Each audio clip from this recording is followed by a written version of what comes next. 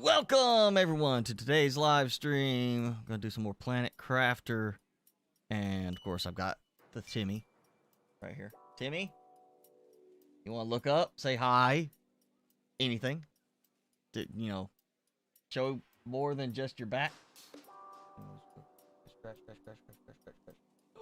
There's the face. There's a face right there. Yes, Timmy face, and now you can have a snack.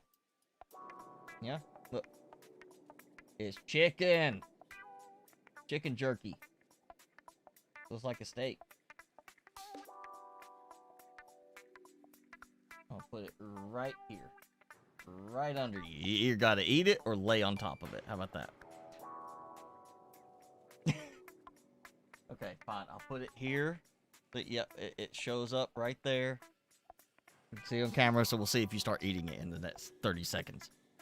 So yeah, we're going to do some more Planet Crafter today. Well, originally my plan had been to completely ditch Aqualis and just be right back on Prime or Humble, getting to work and stuff.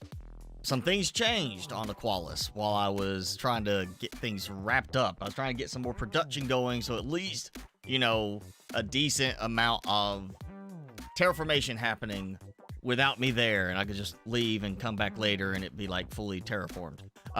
So some stuff changed on the map. We're gonna dig in because of that instead first on Aqualis, and then we'll leave and do some better upgrading elsewhere.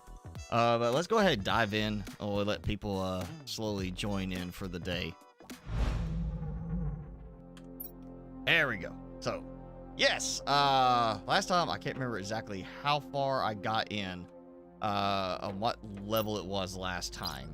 I want to say I think we were in the corals. Is that what we were working on? That I got seismic shocks as we got some more landmass that came up from the seismic shocks, and now I've got the water plants. We're working on the breathable atmosphere, and you see I'm already down to 0.6. So and fish farm too. That's right. We also got some unlocks happened since last time. I think I got the butterfly farm since I know I got it. I got the tier 2 outdoor farm and tier 3 butterfly farm since last time. Just got the fish farm, and actually got me a tier 2 farm placed up here temporarily just to, you know, get things going. It's bigger, but not like a massive amount. It looks like it's just more of a water reservoir underneath, and it holds more plants. I think it's 8. It's what I saw. They've been constantly getting used, and then the growth speed is 3, which is faster than the standard one. Now, last time we had that landmass there up here in the distance. We did some exploring there, and yeah, since then, this one appeared next. Nice, you know, little set of spires and some platform on top, and then this one appeared, big seashell-looking thing. So we're gonna dig in, and and that one too. I think that one appeared first, or maybe that's the one. Actually, that might have already been there last time when we finished. I think it was already there last time. I don't remember. I think the purple stuff is from the corals appearing, but we got that too. So we've got some new places to go, and plenty of oxygen for it. Let's grab. Oh, I don't need the water. I'm good on food. We'll just go. We'll go with this one. I kind of like the look of this one. It feels like the best one for me to get started with. I did move some stuff around. So we've got the rocket there. I did 10 of the iridium and 10 uranium rockets. I know for sure. I think I did not do the... It's either seed or plant, whichever one it is that uses the Lerma. I did not do that one yet, but I did get at least a few rockets launched to boost my terraformation index a bit. I was like, I at least gotta do that before I go, so I can have something helping. Timmy's all done with his snack now. Oh yeah, I should have plenty of time over here. I think I actually had... Yeah. These are ones I already had, because I've already been over here before. I'll go ahead and grab stuff I need for an oxygen spot. I see we got some larvae showing up now. Need some iron. Nope. Probably already cleared most of the iron from here. There we go. Just 3, 2, and 1.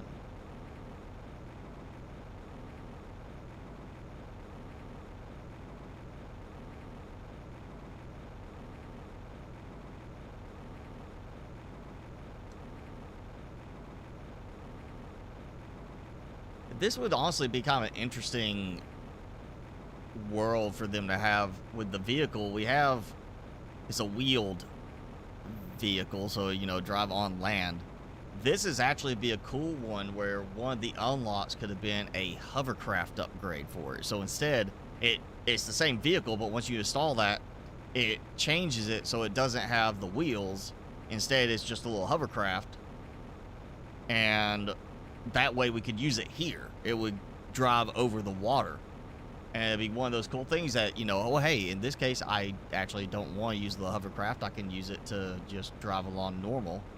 But that would be a cool little option for the vehicle to actually have utility here. It doesn't have utility here unless you want to drive underwater with it. So I feel like that would be a good way to add that instead of, I mean, they could just go and say, don't worry about bringing a vehicle to this world because it's water. You're not going to get a value out of it.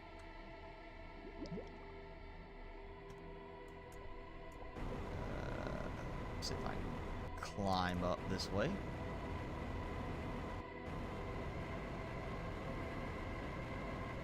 We got the green crystal one. I feel like that has to be basically the equivalent of the star form crates here. Because the star form crates are green. Then we got the golden ones, which are golden crates. And we got our regular blue ones. Like those right there. That went right past.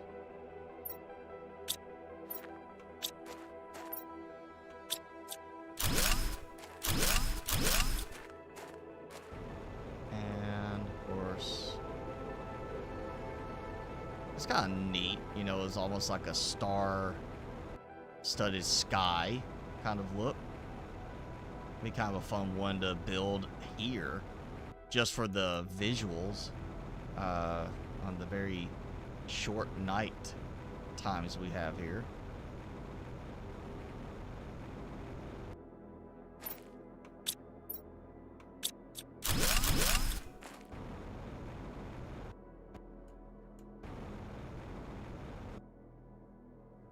Ooh.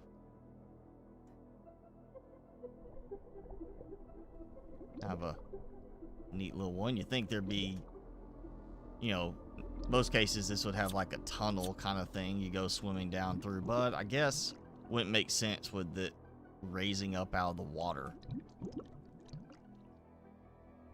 That you'd be like, oh yeah, I got a tunnel. Oh hey, and I got breathable O2 now. I didn't even notice the change, so no more worries about oxygen outpost. Really, I'm just going around to grab these and just kind of get a look at it. Ooh. I'm very happy to get that.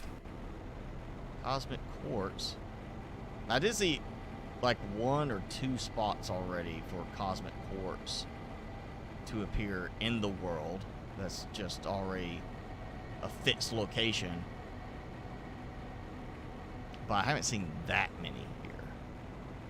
It's not like on Humble, where you get like just there's like 10 or so places, I think, where you get cosmic quartz.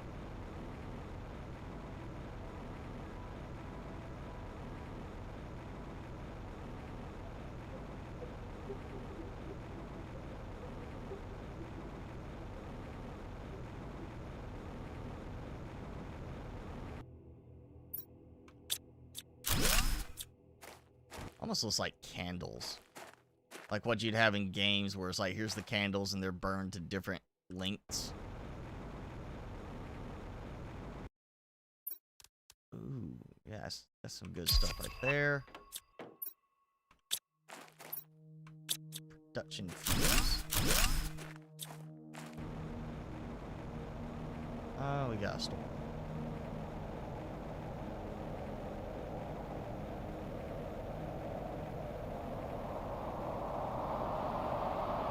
Overall, the design of this world is an interesting design. It's still not my favorite in terms of appearance.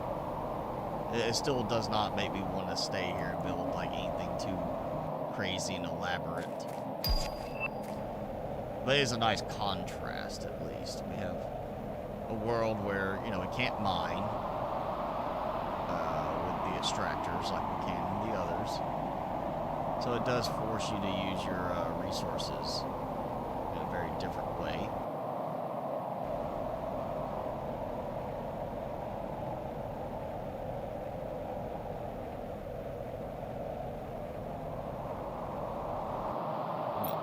Jenny, hey! Welcome, as always.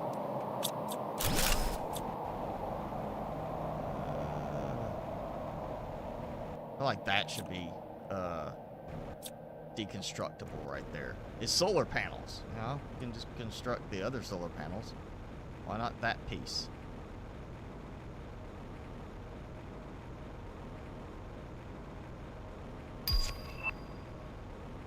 Like, here's small pools of water, and then we have these little fumes coming out. This makes me think it's hot springs, like, style.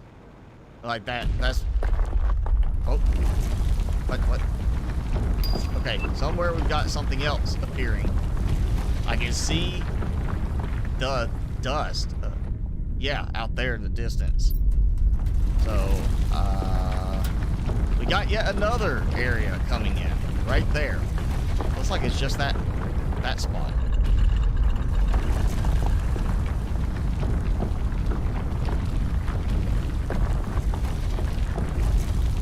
Okay, so I already had this area. So now we got another one out.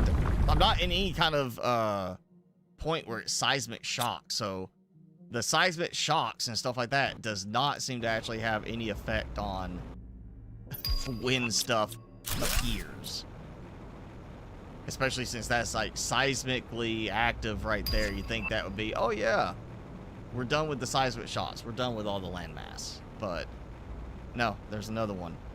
And here's where I was headed before I got interrupted by that. I'm still gonna leave all of these the green and gold ones for right now. I can get really good supplies later. I think I got all of it except for the far end over here.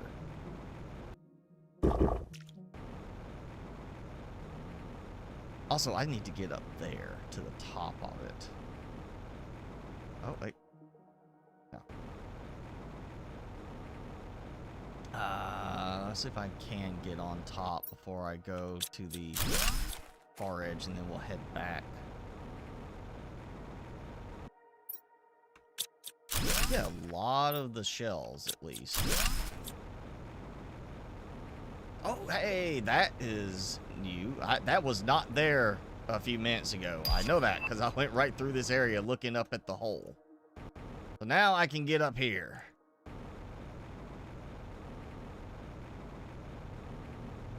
And of course, you know, shells, since this did rise up out of the water, makes sense to have a few shells maybe got stuck on the land.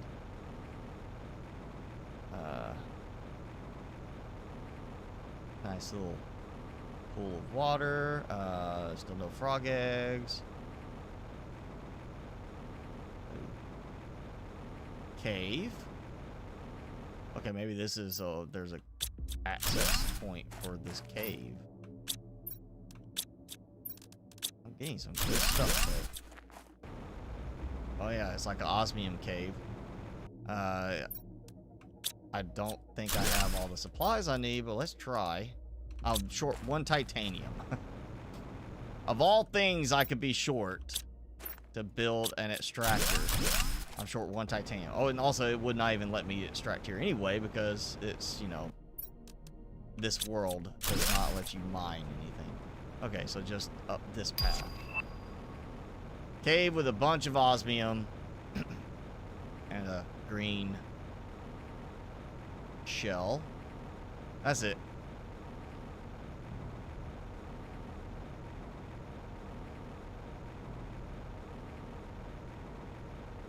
I do kind of like this area because at least it has an interesting value of the elevation, that we get a nice view. You know, we get that in a few other places on the other worlds, but it's always like a mountain or something like that. You gotta go find the right cliff spot, or like on Prime, there's those arches that you can go and build your way up and be like, hey, look, I got this big archway. I'm building on that so I get a nice view. How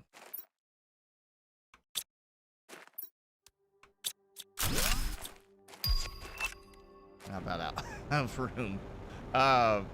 Yeah, so you can get a nice view, but this is kind of nice because you do have so much. You got room to build, but then you could go and build like right at the edge, have a nice little spot. It's not a lot of flat space though, like in large areas.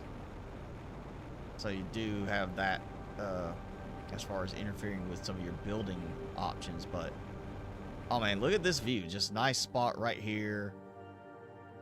Good, easy to see everywhere, and I think that's the whole new area that came up. Oh, and then let's go. That's a good long fall too. Yeah, there's an opening there, so this would be a good place if you could squeeze it in, and it might be one of those build with the, you know, disable build constraints mod, enabled to build down, since we don't exactly have good outside ladders.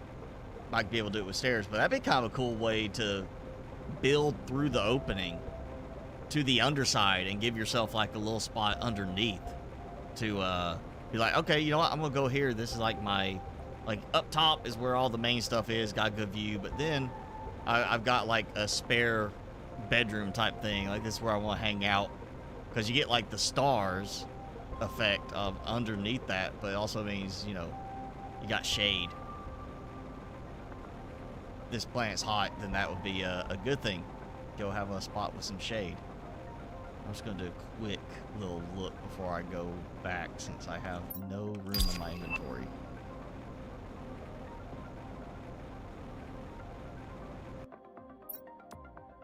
Good, okay. Well, super alloy. I am full completely. So that one just can roll away.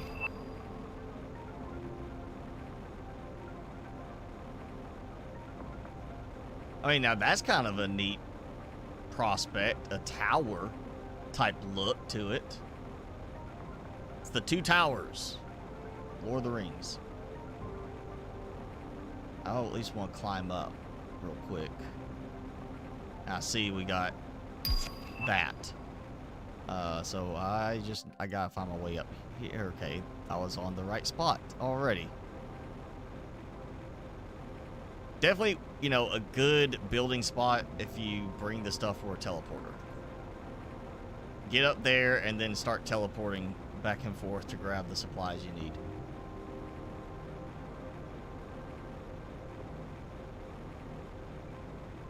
What's it? This one? Yep. Okay. Oh. Solar quartz. And other, you know, quartz up here. Okay. Stuff I can craft, so not gonna worry about it even more. Cosmic quartz is gonna appear there. It's solar and was it quasar quartz. Whole bunch of that. You know, conveniently the ones I can craft, not the magnetar quartz that I cannot craft. I definitely want to get up to the very top of this.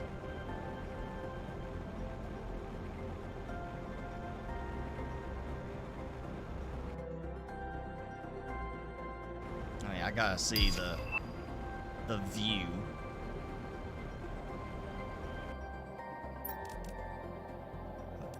Poster J.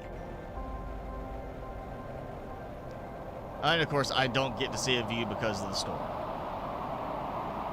Always, when I am somewhere that I want to see a nice view, it's gotta start a storm.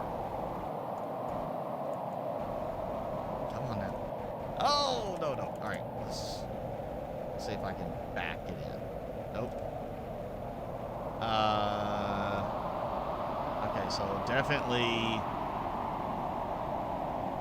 be a build up type of thing, but could be worth it. There's a cosmic quartz spot.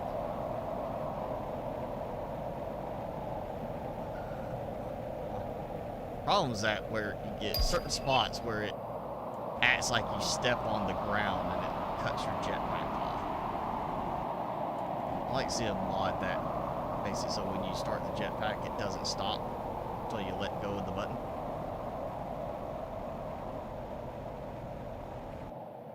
All right. And we are obviously supposed to come up here for another cosmic quartz. Maybe that's the ultimate quartz. And I am...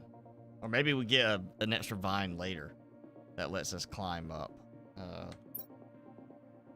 Okay, I am... That's the direction I came from with the other islands. I can't see anything from up here.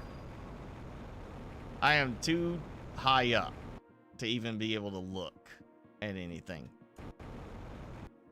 That is different than what we get in other maps. I'm so high up I can't even see the other stuff. And that may just be an effect of this area.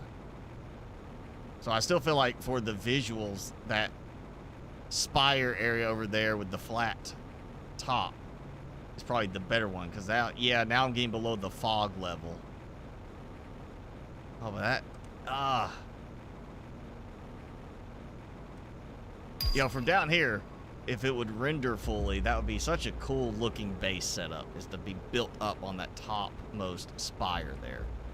Or build all the way like everything's connected around that. Like you're just wrapped around that spire. And I need to go this way. Jenny, how's it going? What's up with you this week? It's up to you, get chat rolling.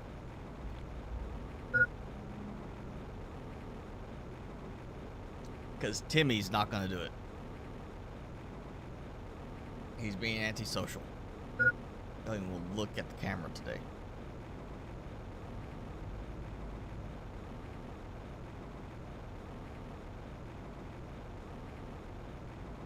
Been fighting with sinuses? I have been fighting with the refrigerator that died. My fridge went out, let's see, Monday. I think it was Monday at some point my fridge went out. And I didn't notice it. It must have been like late Monday when it happened. Or during the night, Monday to Tuesday. Because it was Tuesday morning, I noticed the fridge felt a little warm before I left for work. But it wasn't like that super noticeable. So I just, whatever. And got home Tuesday afternoon and all my frozen food was melted. Water pooling up in the freezer. Just everything was ruined at that point. It's like, oh, great. So, yeah, lost like a good $150, $200 of food from that. And then I did try to fix it myself at least, because it's an old fridge. I've had it since I moved in here. So it's 10 to 11 years I've had that fridge for what cost $75 when I originally got it. I feel like I got my money out of it for that. Oh, that's more drones. I need drones. Yeah, I'm gonna do 5 more drones. So I got 20 drones now. Yeah, lost all the food I had, and I just gone and bought a bunch of food too. So that's like probably the worst kick right there, is I just bought a bunch of food over the weekend. And yeah, it's like a bunch of it went out. I mean, I did like at least the chicken I had already got ready to cook was like, okay, this is no different than thawing it on the counter. So I at least cooked a bunch of chicken, and I ate what I could and still ended up having to throw out the rest. And then I tried to fix it because looking it up, everything was saying if both have, the top and bottom have gone out, the fridge and the freezer parts are both out, you're probably looking at the run capacitor. It's like, oh yeah, 98% of the time this fixes it. Because the compressor was not running. I could hear it was not running. So I went and bought, fortunately, a local appliance place had one. So it was like $40-something for a run capacitor. And then the effort of me pulling the fridge out, getting down there. I cleaned before I got down there since it hasn't been moved and cleaned back there in a while. I got down there and I took the back off and I found the capacitor and I took the old one off, put the new one in, and I like, you know, fussing with it for a while, turned it on, and I could hear the capacitor kind of kicking on. And when I put my hand to it, the capacitor was getting warmer, but it wasn't vibrating. It wasn't doing anything. The fan was working. I could feel the air circulating inside. It was just recirculating air it was drawing in. It wasn't actually cooling anything off. I just kept fiddling with it. Like, maybe it's not completely sit in there. Maybe I need to redo the relays. And I was just looking at all this stuff, and finally it got to the point where it's like, okay, next step is to meter out the compressor, and that's probably bad if it does this. And I was like, you know what? Let me just look and see what a compressor will cost. And when I saw $300 for a compressor for this fridge, I was like, no way. I'm not paying $300 for a compressor to fix a fridge, possibly fix a fridge that originally paid $75 for used 11 years ago. So I did not replace the compressor. I bit the bullet and bought a new fridge this morning. I got one similar to what I had because I didn't want to go like super fancy. I didn't want to go and spend $3,000 on a fridge. You know, I just don't see the point. If it keeps my food cold and that's the job, I don't need a water dispenser. I filter my water through a separate filter. I store my water that I filter so it's in a big jug so it stays cold. I don't have to worry about that. You know, I just need basic stuff. Ice maker, yeah, that'd be nice, but they break so often. I didn't want to have one with a built-in ice maker. Fortunately, mine that I bought can add an ice maker. You still, of course, have like some components that have to be built in. So if the ice maker ever broke, it might be those internal components that would be less simple to replace. But yeah, I just get an ice tray. I got an ice tray. It works well enough for when I need ice. So yeah, I got that paid for this morning. They'll be delivering it tomorrow. So I'll finally have cold water to drink for the first time. Maybe tomorrow night, probably Monday. So it'll be like a week since I'd had cold drinks here to drink. So yeah, not the best week. Was not something I was planning to go and spend over $1,000 this week. Yeah. Well, I called the repair guy that my parents had been using for their Whirlpool, the one they spent like a good $2,000-3,000 on, and within 6 months they were having to have it fixed. Mine was a Whirlpool from like 2008, and again, you know, it lasted over 10 years since I got it without ever having a single hiccup even. And I called them. I was like, look, you know, I think it's this based on what I've looked up online. Do you guys have the part so I can at least try that first before he comes out? Oh, we don't sell parts. He'll just have to come out. Okay, I'll let you know. I was like, I don't want to pay him $200 to come out again for a fridge that cost me $75 originally.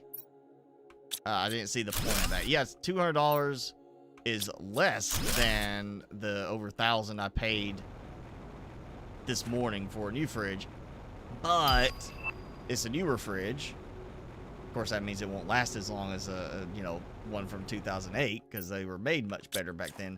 But I got a warranty with this one. I also paid extra for a 5-year warranty through Lowe's. So for 5 years, they're supposed to come and cover anything that the manufacturer doesn't cover on warranty.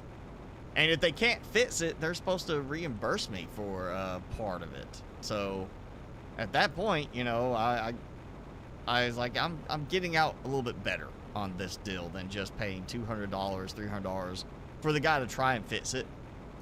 And that doesn't even guarantee you can fix it, you know? It could be the compressor. Again, he might come in and be like, well, compressor's going to run you $450 because he's going to be having his markup on the compressor. And if I said, never mind, I don't want to pay that much to fix it, then I still had to pay for the guy to come out and look at it. That's why I tried to fix it myself originally. I was like, you know, if I can fix it for a $50 part or maybe another $50 part, I'm fine with that. And I at least got the compressor to try and kick on. It wasn't doing that prior to me swapping out that run capacitor. So I think the compressor fried. It fried the capacitor too. And yeah, it's always a chance I could put the money in and replace the compressor. Actually, other than it being dirty and the whole mess of having to fiddle with trying to get it around some of the tubing, the copper, and everything in there, I probably could have done the compressor myself. It was not looking like it'd be that difficult of a thing to fix on my own. It's just, if I got it and that was not the solution, then the next step would be replacing the control board, the logic board, basically the motherboard of the fridge. And then you're like, okay, now I'm going down the rabbit hole. It's not this, so it's this. It's not this, so it's this. And I just felt like I'm going to get into that kind of part repair trap like you can with a car, where it's like, oh yeah, your car is, we think it's this, and then they replace that part and that's not it. Well, now we gotta try this one. They just have to keep trying something after another until they have resolved all the issues. Because that sometimes happens with us with computers, my company, when we have to fix them. It comes down to, like, we know it's one of these two components, but we don't know which one until we replace one and try it. And of course, you know, if we're replacing it and it's a special part we have to order, we can't replace it and then, oh, well, it wasn't the motherboard, it's your processor. Well, you've already bought the motherboard too. You're buying both parts, because we're not going to hold a motherboard we may not resell. So I just decided it was better to go ahead, bite the bullet, get a replacement. I did have one place, it's like a wholesale place I was going to do. I was kind of, you know, my boss knows them, so they called over there to see what kind of prices they had as far as availability, and they're like, oh, well, we've got a whole new shipment in starting at $1,200. And I was like, oh, and they don't deliver or pick up. I'm getting delivery and pickup of my old fridge, so I don't have to deal with it. You know, I would have to, if I bought from this other place, this wholesale place, probably got a better fridge in terms of the quality for the price. Well, I had to go get a U-Haul and move it myself, get somebody to help me. You know, take time out of their day to come help me move it. I would have to do it on a weekday in the end, probably, because I'd have to go and take off time of work, because I'm sure that place wouldn't be open on Sunday. And it's just like, I started adding all these other costs and factors in. I was like, you know what? I really wasn't looking to spend that much initially. Like, I understand tax and so forth. It's going to add it up, but I was kind of looking in the $700-800 range. I was like, that's really all I need. And I saw Lowe's already had some in that price range that were almost the same size, same style as my old one. And that's what I got. I just got one that was like $800. Then you add in the tax, add in the extra warranty protection from Lowe's, yada, yada, yada. And I end up with is like $1,100, which is still, you know, I mean, if I got the wholesale one at $1,200, cost of U-Haul for the day, you know, go move it. I'm not getting the extra warranty coverage. I'm just getting the manufacturer warranty. You know, it's just kind of that. I still feel like I got more for my money in this case for what would work for me. So yeah, I got a new fridge coming and spent a bunch of money I had not planned on spending right now. So I got a fridge coming and I might just be eating ramen for the next couple of weeks. You know, got to recoup that cost somewhere. So. Well, no, actually, I mean, the parts for my old one, surprising enough, that's why I was like, I can order a part. I found it online for like $41 and it would be a 2-day shipping on that. I was like, I know I've been paying for shipping. You know, so I just said I'll start by trying to find a place local that has this run capacitor. And literally after I called the repair guy that my parents used, or well, rather the repair guy that was sent out by Whirlpool to take care of the warranty repairs on my parents' fridge. He said, you know, we don't sell parts. We just come and fix them and order the parts as needed. So, okay. I'll call somewhere else, and the very first place I called, that was appliance parts and repairs, was like, do you have this part? Let me look. Okay, we don't have generic. Let me look and see if we've got GE or a Whirlpool brand. Hey, look, it's like, yeah, we got it. We got official Whirlpool brand of that part. $40 plus tax.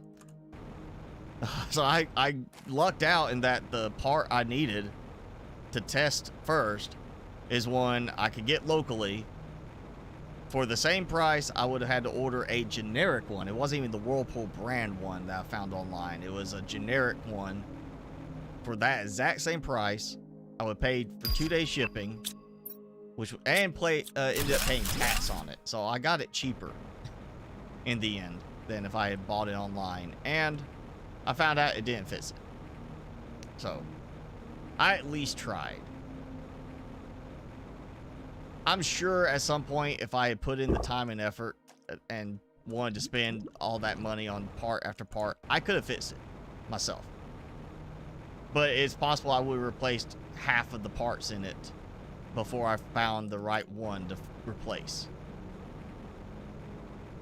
Just, you know, it's not worth it.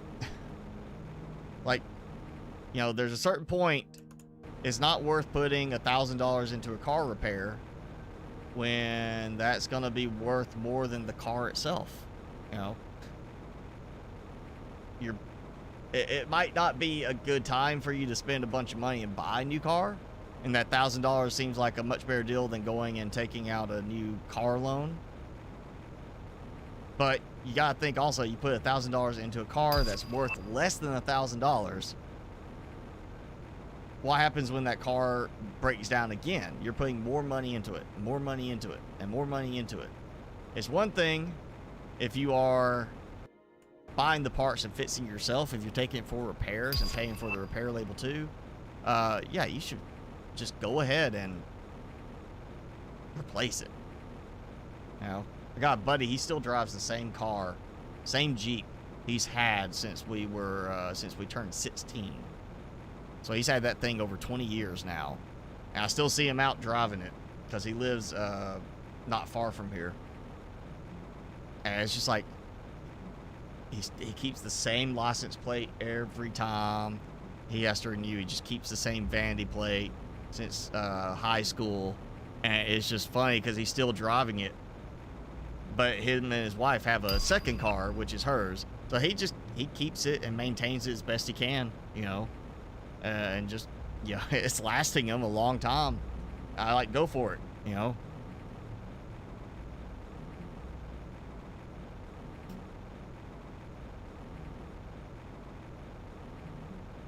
Getting some mowing caught up. Yeah, that's good if you're not suffering from a ton of rain, but not good if, you know, you're in a heat wave. Like, I mean, here. Yeah, we've got it's been all heat warning. Let's see, we had another vehicle start giving us issues at work. So the other day I had to take our van after getting freshly repaired. Had to take it, which is a big, like, panel van kind of thing, so we can haul large orders or large items. I had to take it, and the air conditioning don't work in it. So I'm driving down the road, got the wind blowing my hair with the window down. I can't remember where it was I went to, but I got there, and I just, as soon as I walk in, it's just like Arctic wind hitting my face is what it felt like. And I was just like, I'm going to stay here. Well, I'm going to get as much time out of this call as I can before I have to drive back. And then I started driving back, and when I got back, the back of my shirt was soaked all the way through with sweat. It was that bad. Yeah, not having air conditioning was not fun for that trip. Even with air conditioning the other day, I was still burning up at one point. Okay, let's see. I looked at the new places. Yeah. So I didn't go get all the shells, but still. That appeared between last week and today. That appeared between last week and today. I think that appeared too, but I can't remember. Hard to remember on some of these. I know we already had that one because I lost that little harvesting robot. And then that just appeared. That section appeared last week. I know that. That's the new stuff. So we may get another new section at some point adding in. We're going to go over here real quick. But if that's it, then I think it's just time to wrap up. Make sure I've got some other stuff going as far as production here, and then I'm going to set phosphorus shipping out. And let this, you know, just be a production and slow terraformation unlock. My car is actually a 2014 Polonius, because like my last car, which I really loved it, it was sad when it was killed. It didn't die, it got killed. And that's why I will never take anything to that dealership again, because took it in for oil change, just routine, like I'd normally done. Oh yeah, and this is definitely new, or at least upgraded with some new plant life. I don't remember this. But yeah, I took my car in for oil change. Done it plenty of times. Got it back. Didn't seem like anything was wrong. Driving to a wedding to play that night. And it breaks down. Overheats on the side of the road. Yo, had not given me any problems driving home, and then overheats driving an hour and a half to this wedding. Fortunately, I was, you know, performing with other people, so they were able to let me load my stuff up and took me there.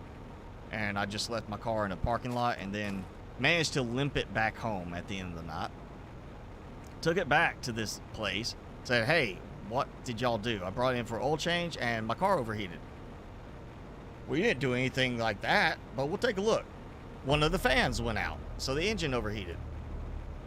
So they then, you know, $500 or so to replace the fan. Great, got it back. The day I get it back, I literally, as I walk up, I smell gasoline. And I just literally like mentioned to him, like, hey, why does it smell like gasoline? Oh, they probably had somebody, they were working on somebody else's car nearby, and it got splashed near the tire or whatever. It's nothing to worry about. It's fine. It's tested good. So literally I took it. 2 days later, I'm taking it back again. Ooh, I'm taking that. To them. And I said, I've got a gas leak. This reeks of gasoline. When I got it, I did not have a gas leak before I brought it in here. So that happened while it was here. And you guys told me not to worry about it, but I got a gas leak. So they went back there, they checked it again. Oh yeah, you got a leak in your fuel tank. We need to replace it. $1,200. Like, you need to replace it. You caused it. It wasn't like that before I picked it up. And it just got back and forth argument. Finally, I just said, fine, screw it, replace it. Got it back, no fuel leak. 2 days later, my car blowing white smoke within a minute of cranking it up. Literally, like, cranked it up, going to work, and just white smoke billowing out the back. I don't even make it to work. I have to stop, call them, like, all right, this is ridiculous. You know, I just picked it up again for another repair after all this started with an oil change, and now I'm blowing white smoke. Well, they came, looked at it, you know, got it, limped it back over to the dealership, and said, oh yeah, you cracked your engine. We're going to have to replace your engine. It's going to be $4,000. And I said, what happened? Oh, well, apparently this tube got pinched and you weren't getting enough coolant going in. I was like, well, that tube wasn't pinched before I brought it. And we got into this whole argument. And I finally just said, tell you what, I'm taking it somewhere else for another opinion. Well, it's not safe to drive. It's not street legal right now, so we can't let you take it. And that's when I lost it. I was like, I'm taking this or I'm going to my lawyer right now and I'm suing you for every bit of this damage. Everything. Because this started with the oil change and every time I come back, you've done this. It has been one new problem after another. And I said, I'm taking it or I'm getting my lawyer. And so they said, okay, we'll let you take it. You just got to sign this, like waiver or whatever. So I wouldn't hold them responsible if it did something else. And then they charged me for diagnostics on it. They had the gall to try and charge me for diagnostics. And I took it somewhere else. They said, yeah, you got screwed. They ripped you off, and this is not uncommon that they're getting known for this. And the head of the customer service department there, his parents lived down the road from mine. And he remembered me, and I reached out to him. I told him what happened. I was like, this is fraud, plain fraud. And I'm getting ready to probably go talk to a lawyer right now. And he tried to smooth everything over, you know, swear everything. But I was like, you know what? I'm not dealing with y'all anymore. And I had to get a new car. And heck, my dad was taking his truck there for repairs at that point. And he said after that, he wasn't going back there again. Because they literally just, I mean, you know, I could get it maybe, okay, coincidentally, a fan goes out when I come in for oil change. Okay, I can understand. Coincidental, maybe something fell in and got lodged in there and it broke it. Fine. But then suddenly I have a leak in the gas tank that wasn't there. Then I have a pinched pipe here that causes my engine to blow up. You know, I'm just like, there's a point of a coincidence, and then there's a point there it goes, definitely it's not coincidence, this is intentional. And I asked them to look at that other place where I bought my car. I was like, can you look and see if there's anything that gives clear indication of tampering that could be brought up in court? But they couldn't find anything that clearly indicated tampering. Otherwise, I would have been taking that place to court and got a lot of money over it. But yeah, I have a 2014 that I bought in 2017, and I am running that thing into the ground. You know, when either I can't get the parts, or it's just becomes so prohibitively expensive that it's not worth it, you know, then I'll replace it. I feel like there's not enough people doing that these days. Everybody wants to just go buy constantly, and that's how I got that car at such a good deal. It was like 20,000 miles on a 3-year-old car, because whoever got it just drove it for work and then turned around and sold it because they wanted to get another new one after 3 years. You know, it's too much of a disposable type approach to things nowadays. And like computers now are getting so bad that there's so many of them that you can't even fix anything on. That it's like, well, nothing you can do. You replace it. You know, it's dead. You know, Oh, the storage that soldered onto the motherboard died. Nothing you can do. Replace it. Oh, the RAM's now soldered to it. Nothing you can do. Replace it. I just rather keep fixing things until they either underperform or cost too much to repair. Kuki? No.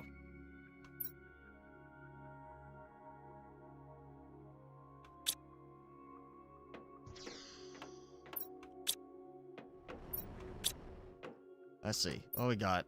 Yeah, I just did 10 of each rocket. We are breathable atmosphere working towards natural life. Natural life into complete terraformation. Honestly, I feel like, I mean, I'm already at coming up on 25% and I burned through the breathable atmosphere stage. Yeah, it might take a while for this to get to that point that I'm actually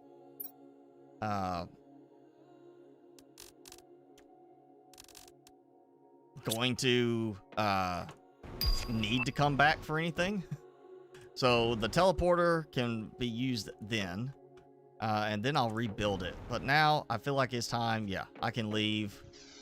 We can go to Prime, and I'm going to take some stuff with me. I don't want to leave all this stuff here. Trade fuses I'm going to take. Production fuse. Definitely the cosmic quartz. You know what? Fine. We'll just take any fuses. Quartz too. We'll take that solar quartz and that. Where's that? There, magnetar quartz. Taking all that. You know, eventually I'll come back. So, you know, it's not a big deal. So we'll take the suit and the poster. So I can have that. And, you know, I'll take one of the effigies because we're going to Prime first to re-equip. Well, for the most part, this should be good. I'm going to set this as very low priority, so that the focus will be on loading this thing up, which I think my harvesting bot is still working, but it seems like it's slowed down over there. And when I come back, I'll do like the whole tier 3 fertilizer. Right now, that can go and take care of tier 3 fertilizer stuff elsewhere.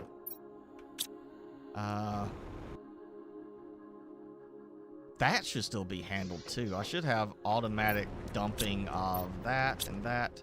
Eventually that'll be full. So yeah, I feel like that's good enough for this place. Let's head home to Prime, where I got all my good stuff. Yes. I can easily come back.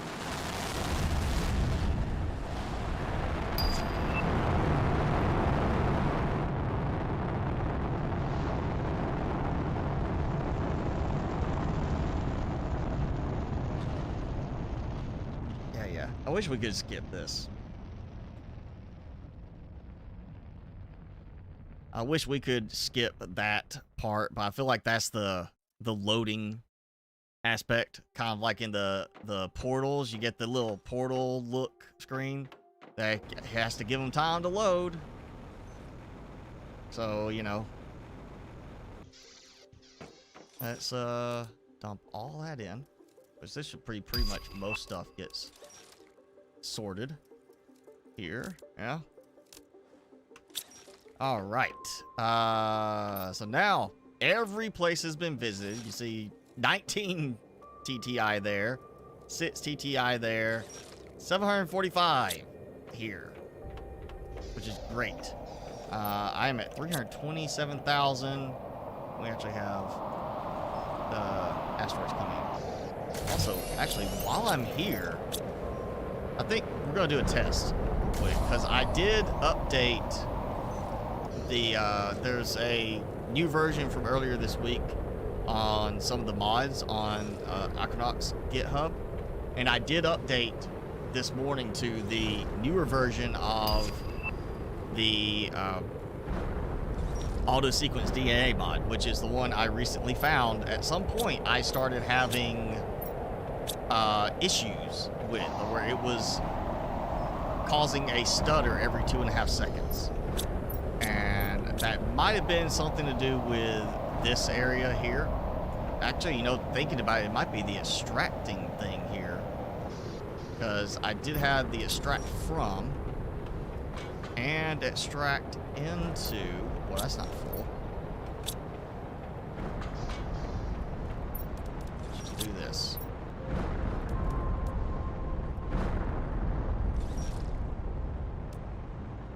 I wonder if it's anything to do with that. Something with the that part. Because that maybe it was causing it to hang up. Because that's the only thing that should actually be processing right now. Absolutely nothing else that should be processing on those. I'll take these. Just dump. That's easy.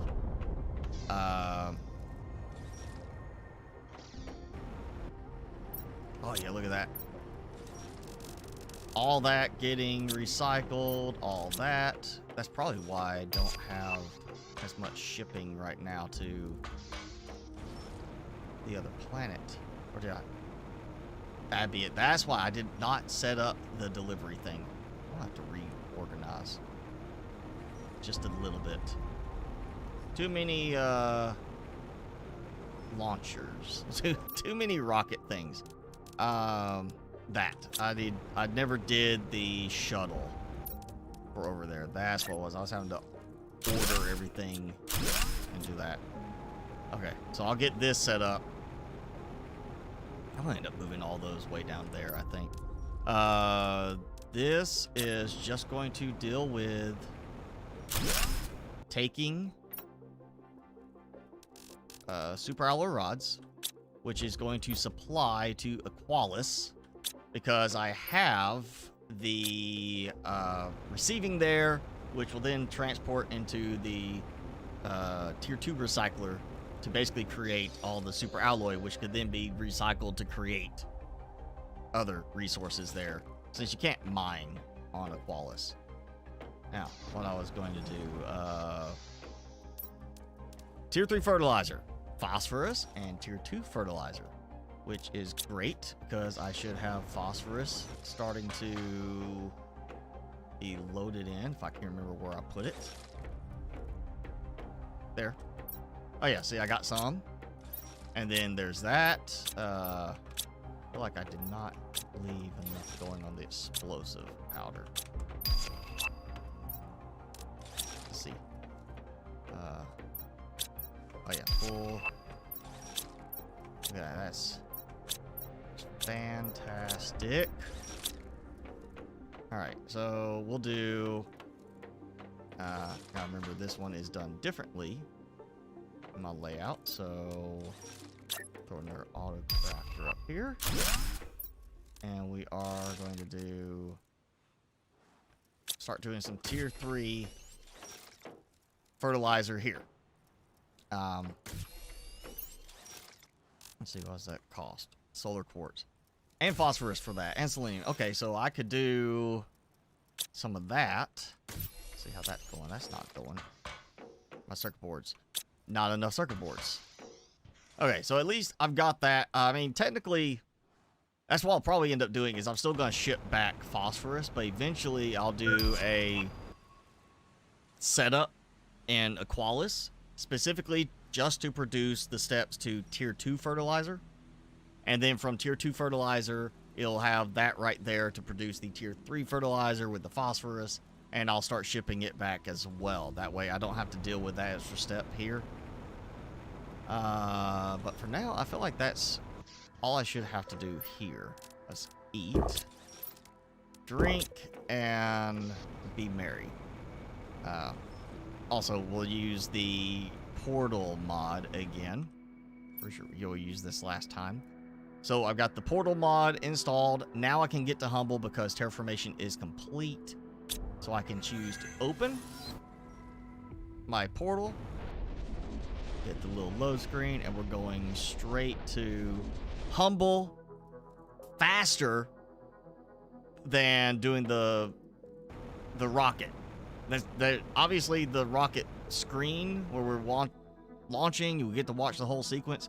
is extra long. It shouldn't be that long. It shouldn't take that long to send me here. Here we are, barely any of that. We're not worried about that right now. We're going to worry about this stuff down here, because I want to build up and optimize for more pulsar quartz shipments. Yeah.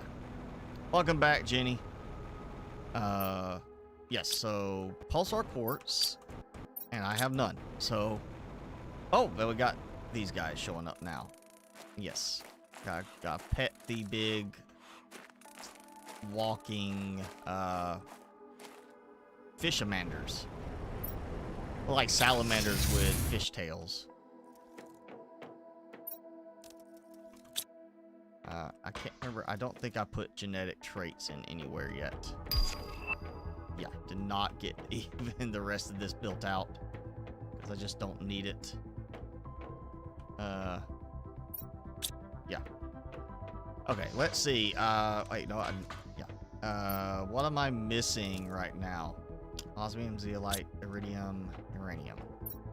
Iridium, I got that. Got that, okay. Zeolite, got that. Osmium, I have no osmium, so my osmium production is still... It should be going to here, right? Supplier thing, yeah, demand. Osmium rods, so I'm just, it's not... I guess the prioritization changed, because at one point it was dumping most osmium rods down there. Now it's not dumping them down there as much. Okay, so that, we get that going. I know I did extra production. Last time we were here, I remember I found that new spot where I could get some more osmium going. Now, I know I did some osmium production there. Might be time to bump it more. That's where they're going. I think those are going over there for... Well, no, it'd be over there where the osmium rods will be. That's gotta be going to get something else over there. Can't remember what I have over there. It'd be great if I just had a spot where I could set up the little robot for some osmium.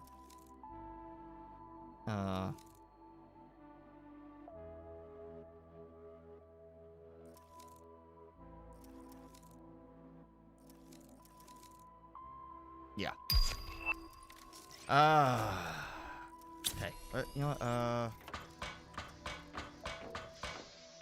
Oh, wait, no. Oh, actually, you know what? Now I can see about bringing some supplies here. I could upgrade my farming.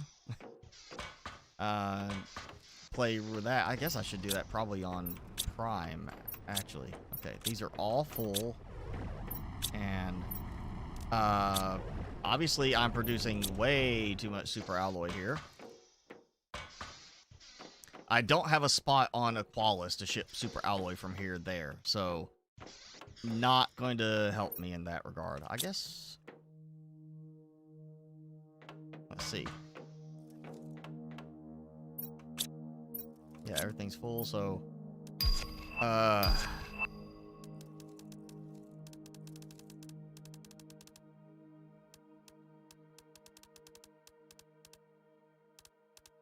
There we go.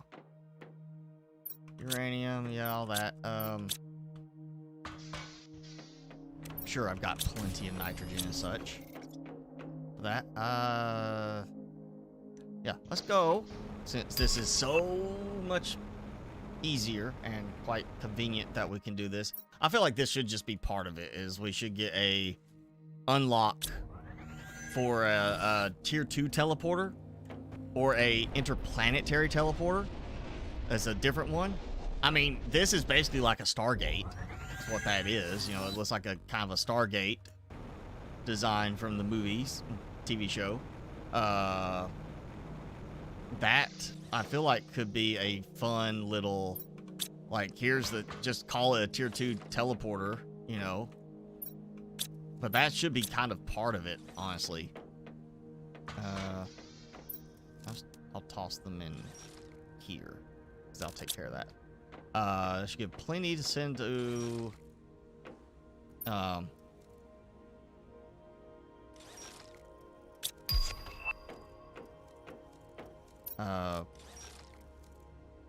Aqualis. I was gonna say Prime, but that's where I'm at. Let's see.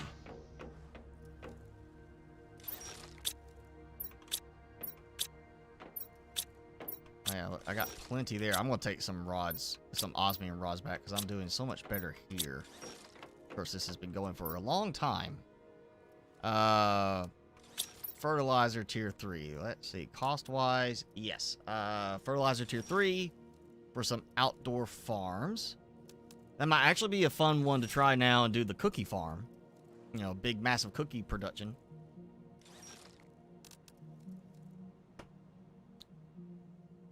Definitely still want to do, like, I need to upgrade tier 3 butterfly farms and such on what I have here, just because I still want to push my terraformation index high. That's a neat one. Oh, we got 3. So, okay, I'm going to go ahead and build. 5, 6, 7, 8. Oh, what? Okay, if you target there, that part, it opens it instead of deconstructing it. So you have to target the base. Okay. That threw me off a little bit. Let's see, I'll take some golden butterflies. The rest, I think I'm going to end up recycling a bunch. Terraforming. Yes. Okay, so, oh, I forgot I had 2 sets. Alright. I'm going to take all these out. We're going to swap them. Guess I should see kind of what my current rate was on the insects part. Oh well, we can see kind of like how fast my stuff is producing.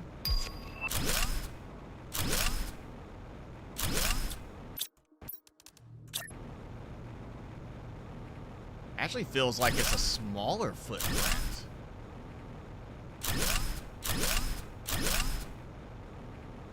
Like the base feels smaller, like it's inverted, so the thick part is the mushroom cap.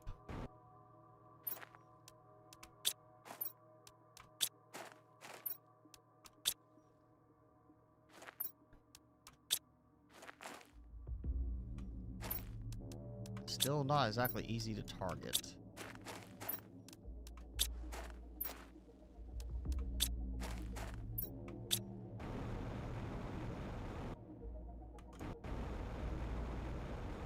Yep. Let's get up. Well, if I can stand on it. There. Okay, yeah, it's not exactly lined up quite the way I wanted. Let's move this one over just a tad.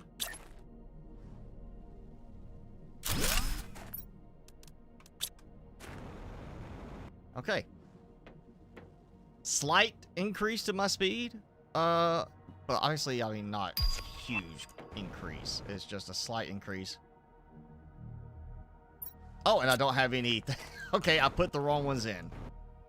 I don't have any boosters for that yet. I did not do any boosters at all. So I need 8 more.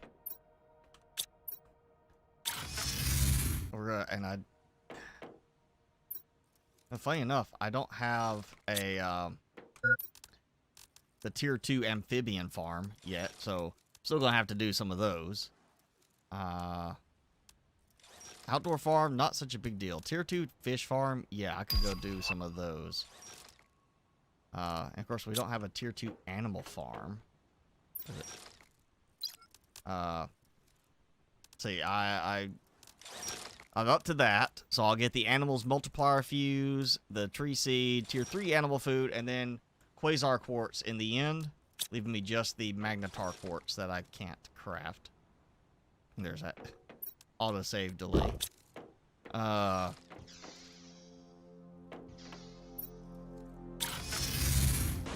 want to double check. I think I did not put them here. Okay.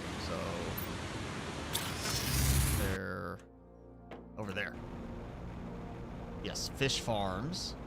Same idea, except I did not put anything for their production increase. Yeah, I don't know if I actually had anything for their production increase. Because that's animals, yeah. I don't have the animals fused yet. So we'll replace those. That same thing I've got. I'm assuming it's going to be similar. I'll need more fish eggs. Which I gotta find. Somewhere I've got the fish eggs being produced. Fish. Oh yeah, I stopped producing them. Okay, so I'll have to redo that. Oh well, you know what? Let's go on back, because the point was to focus around pulsar quartz production now. Let's put osmium rods.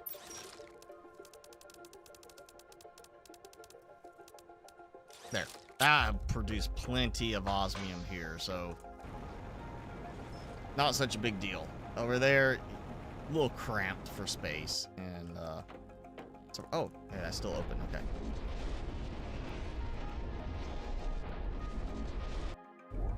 Which means that one should still be open back to prom. So yeah, I just gotta make sure to close.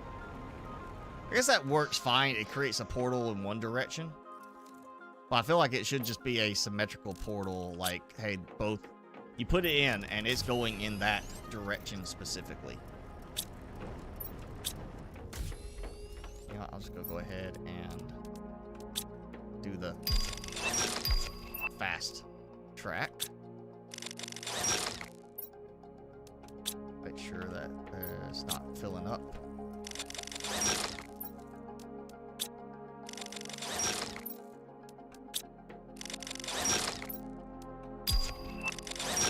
Okay, so plenty of osmium going in. Means this should be constant. Because I did have... I got a good bit of methane going. Is it the osmium? Yeah, look at that. That should keep me stable for a little while on that, and that's gonna boost. So now... You know, probably should put a teleporter over there. Somewhere in that area at least. Save me from having to travel this path so much.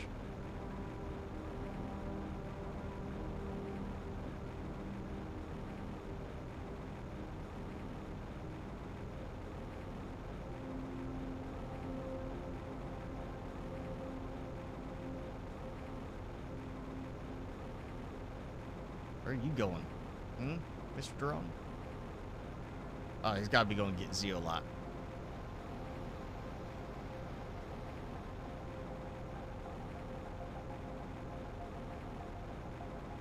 Let's see. Uraninite, I feel like I've got it fairly set up well over there. So I'm not going to worry about that. I'm going to do the osmium spot here. Yeah, I can upgrade this.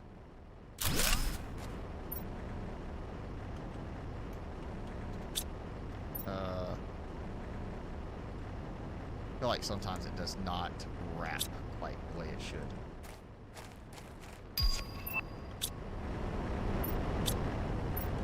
Make sure it's not like ignoring certain ones.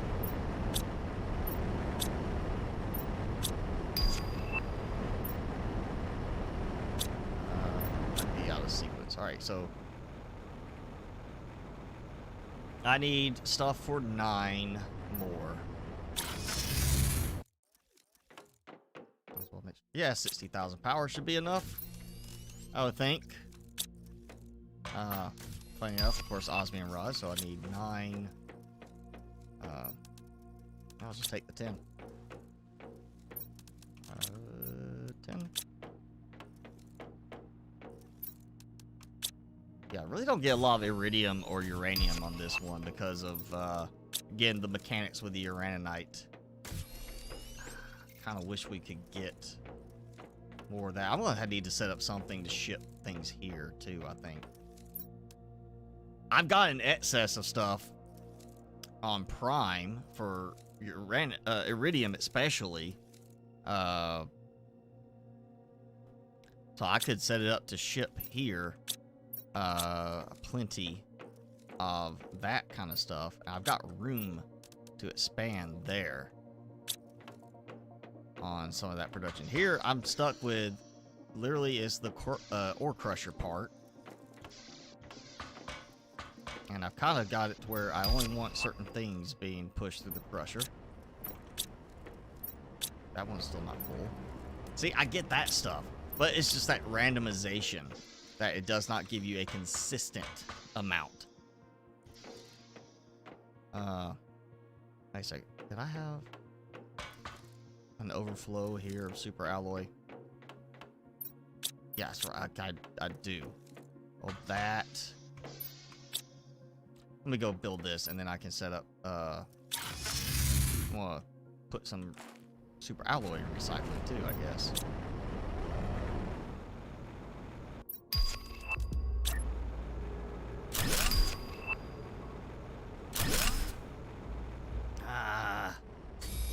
That's not important. Build over it. I should not even be present anymore.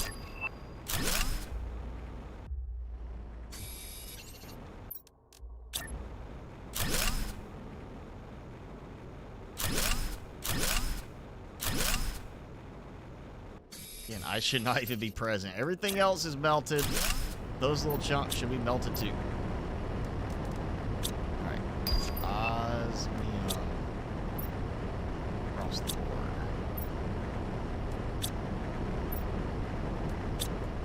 And once that's gonna increase it. As long as I didn't get outside the range of the osmium area. I may do another row right here along this side too. If that is osmium. I can't remember if it was over here or over that way. That was the osmium area. Because it's kind of embedded into really the cliff.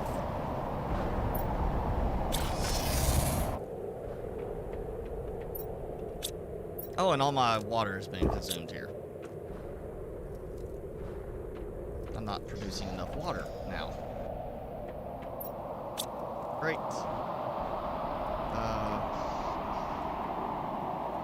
That's a good spot.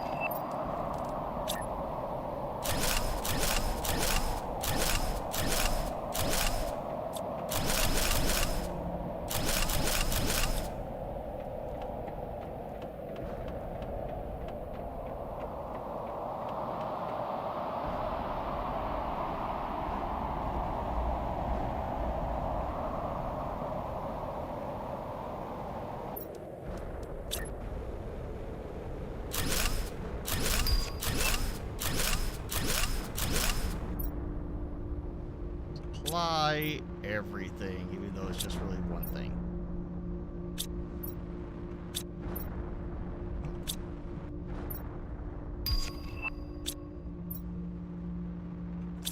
Now that I have the supplies I need,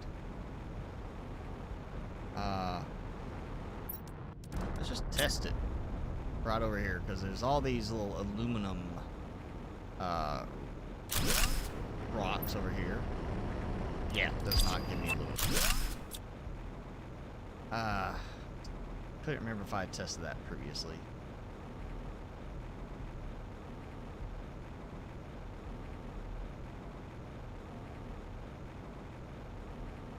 All nice and fully terraformed. Plenty of water. Or plenty of power right here. I got this. I still have... I have that to fill up. I've got... Oh, yeah. This place is going to have the most power of all, I think. Right here. This one in Prime will be competing for how much power production I have. Order. Yeah, okay. Just making sure I was requesting it there. Okay, so... methane. I I know I had these. And I'm producing more than enough in the way of nitrogen. I think I decided I wasn't gonna move this anywhere else.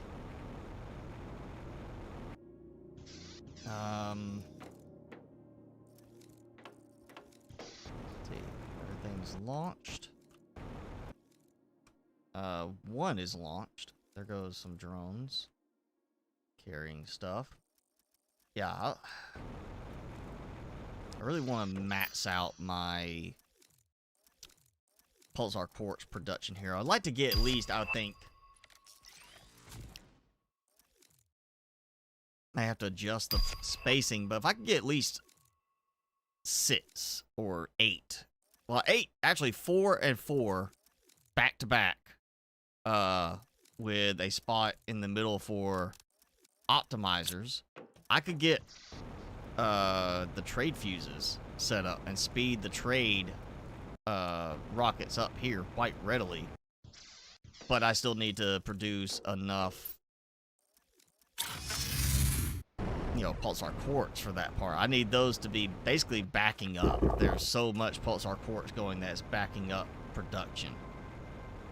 Also, I just remembered I never did even go explore there. We still got that ship over there I never went to. And it's still doing that thing where it's got one here, literally needs one more to launch, and it won't, it is filling up the other one first. Okay, so bacteria, mutagen, mutagen 2, fertilizer, fertilizer 2. That'll be mutagen 3, mutagen 4, fertilizer tier 3. And that's all this. Yeah. That should be good. I mean, really don't, you could do a big build out of certain things like the heaters and such. But really, you know, in the long run, the optimizer fuses are so much better for just boosting everything. And of course the rockets. It's just easier than building out a tower like I've done in the past to just do the optimizers. And we do have tier 2 insect spreader. Phosphorus, rocket engine tier 2. Funny enough is I get those tier 2. And I get a tier 2 animal fuse. I don't think I get a tier 2 animal rocket.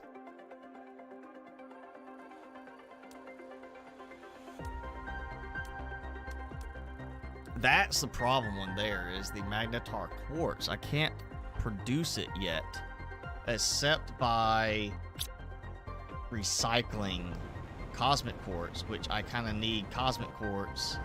I need that to make cosmic quartz, and I need a way to find it. You know what? That's, yeah, it goes back to why I want a lot of pulsar quartz being loaded, because I want to basically fill up. I want to be able to go and start buying massive amounts of energy fuses, not for power, but because that should, I don't have that little thing here to, yeah, build the fuse generator, but basically it should be, and I don't have a auto crafter here.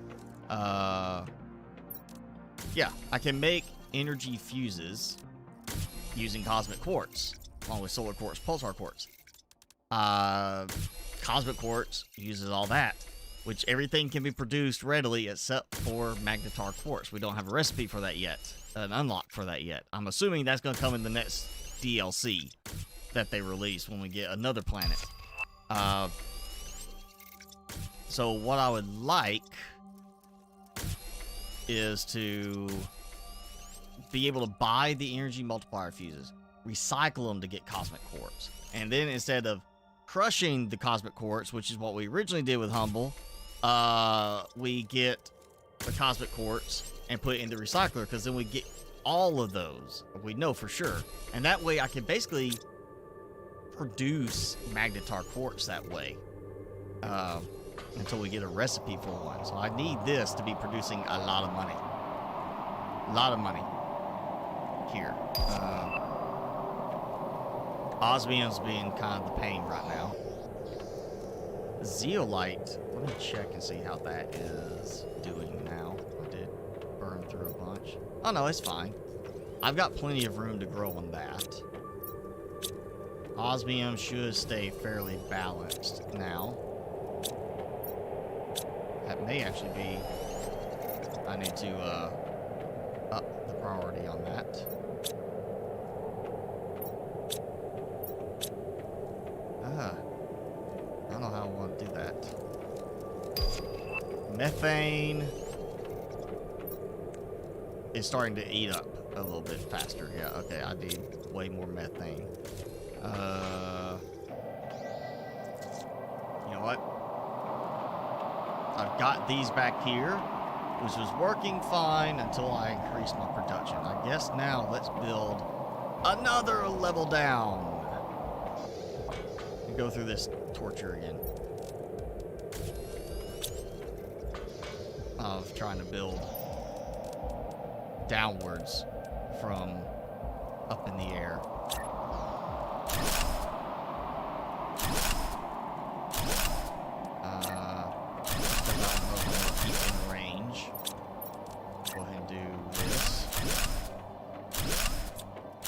I'll get where I'm out of range and I'll be able to build stuff. Okay.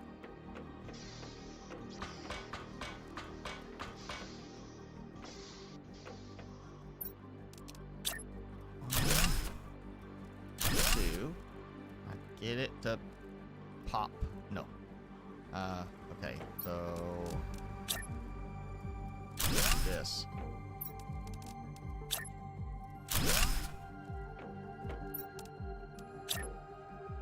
There we go. Now that should be good, and I think I'm just going to do the same.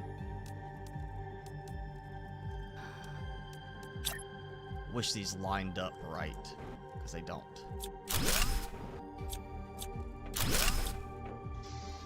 They really don't. They just do not line up right. 1, 2. So 1, 2, 3. So I need that one on that side.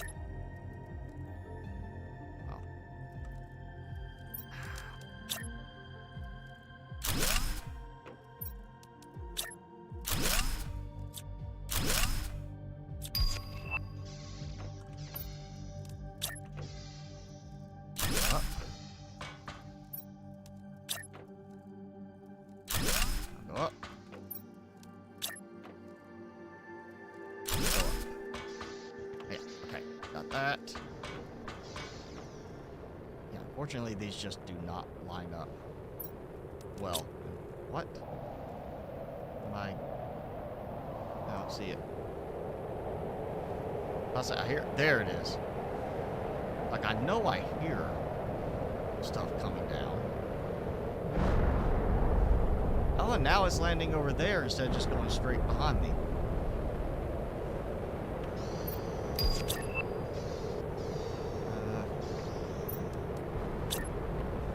See, the fact that that just does not line up is very bothersome. I don't want to close this off. It would be like I can't keep building.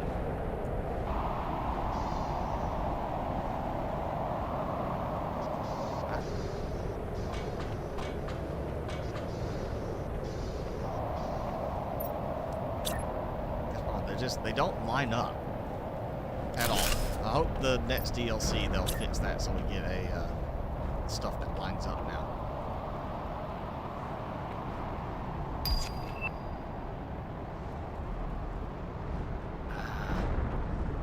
Okay, let's try it this way. Okay.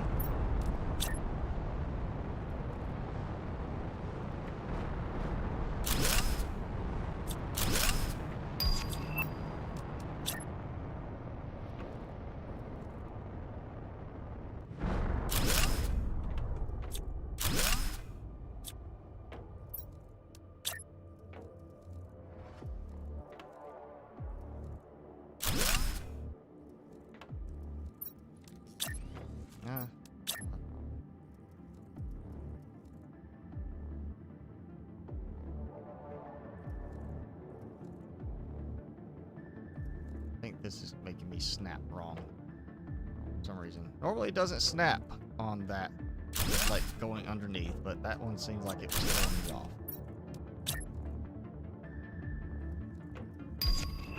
Oh, let's go this way.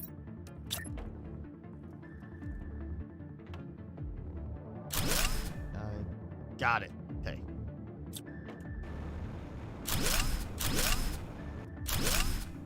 And of course, that did not line up at the right height level. Okay, so go at that height level. Yeah, that corner. And then that lines up on the side, which is what I was having to do. I really hope we get these fit so that they actually line up appropriately. Because they don't.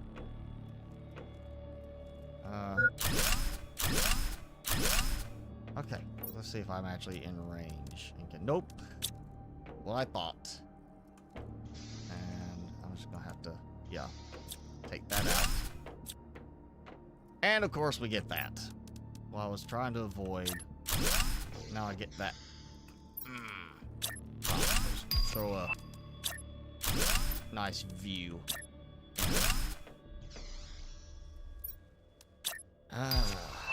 Frustrating.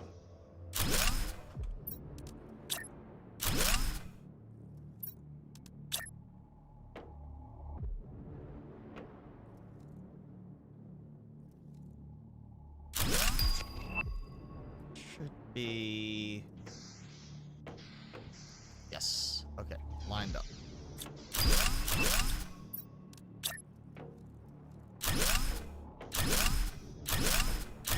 Don't think I'll need this much space for some methane production, but you never know, I might get into a point where I need a ton of nitrogen. And so one for each. One wing for each item. And I love that delay.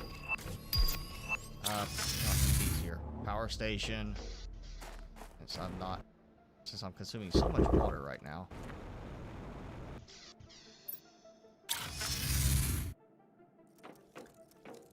Okay, so there's that. Let's see, what was that recipe again? Yeah, methane. So really, I just need a lot, and I don't think I have. No, I do. Okay, so I'll go ahead. We'll do it in a way that I can. You know what? Let's just go ahead and use that. So,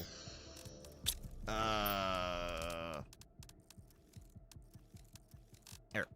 1, 2. I have 1, 2, 3, 4, 5. So we're gonna get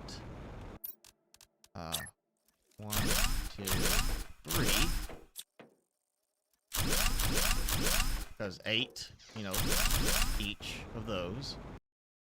2, 3, 4, 5. I'll go ahead and take this one so I can clear that space. Now.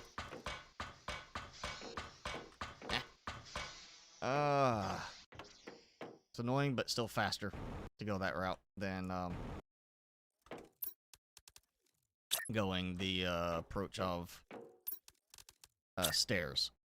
Okay, so I'm gonna just, you know, we'll throw it right here on the corner. I can get at least 4 for this batch. So we'll do 1, 2, 3, 4, 5. Not 6. You know what? We'll just do it like this. I'll just take that middle one out. So it's empty gap. I could throw another thing in there if I want. Yeah, look at that. Okay, so let's see. 32 seconds to produce one item. That is a nice increase. So that will not be the hold up anymore. I'm pretty sure I probably am outside the auto crafter range at this point too, so I need to go back and do this. This should be fine for now. I can rearrange it later. If I decide I want to add more and more production fuses. This should keep drones kind of busy. And then I'll just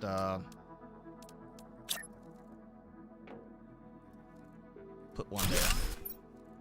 Supply nitrogen. That's enough. I did not realize I had made them 2 different sizes before I put my iron away. Okay, so that should take care of the iron. This is slowly... Well, that's actually going a lot faster than it's not going as fast. I need a recycling floor too, I guess. I actually think I want to do that as not a separate floor. Let's see. Let's consider recycling like crushing. Yes, this is gonna be a problem because of the alignment thing, but I may actually go ahead and do this because that's really my main concern is the recyclers for this. We'll just do another on each side, and I can throw the do this in between, which is what I had to do to make it work. But it's sad because I shouldn't have to do this. It should just be they fit, but they don't fit. Which I realized I did the wrong turn on that, and I still end up with a gap. Okay, yeah. Just don't go that way. They should fit, but they don't around that stuff. It's dumb. And stuff that just is a different size from the other stuff. Okay. I'm just gonna pull this out and let that kind of process whatever's in it at the moment.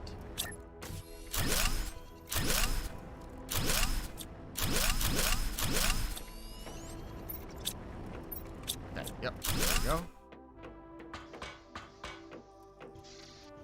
So 4 recycling machines. 1, 2, 3, and 4. I'm so worried about the orientation as much as I am the get stuff out of here kind of thing.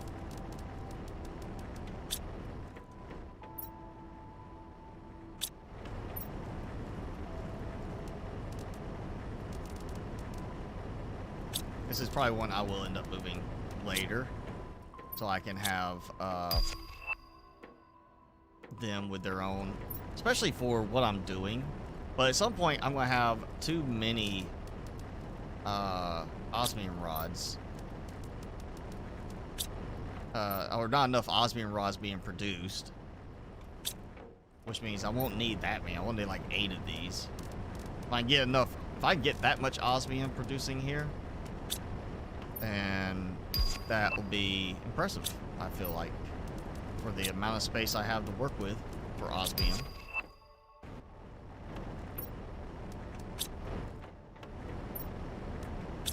Now that should boost my regular osmium production.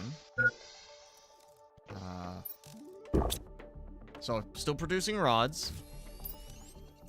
I feel like just for the sake of saying I have it, we'll throw this over here because I actually need it, but for the sake I have it. I think that was the last, that fancy one. I can do the insect fuse. Kind of interesting because I need to be able to produce the Volnus, and I don't have a thing for that. Honestly, you're not supposed to get that many fuses in the end.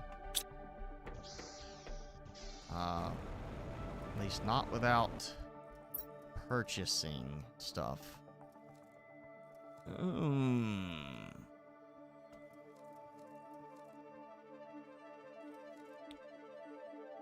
And there goes a lag again.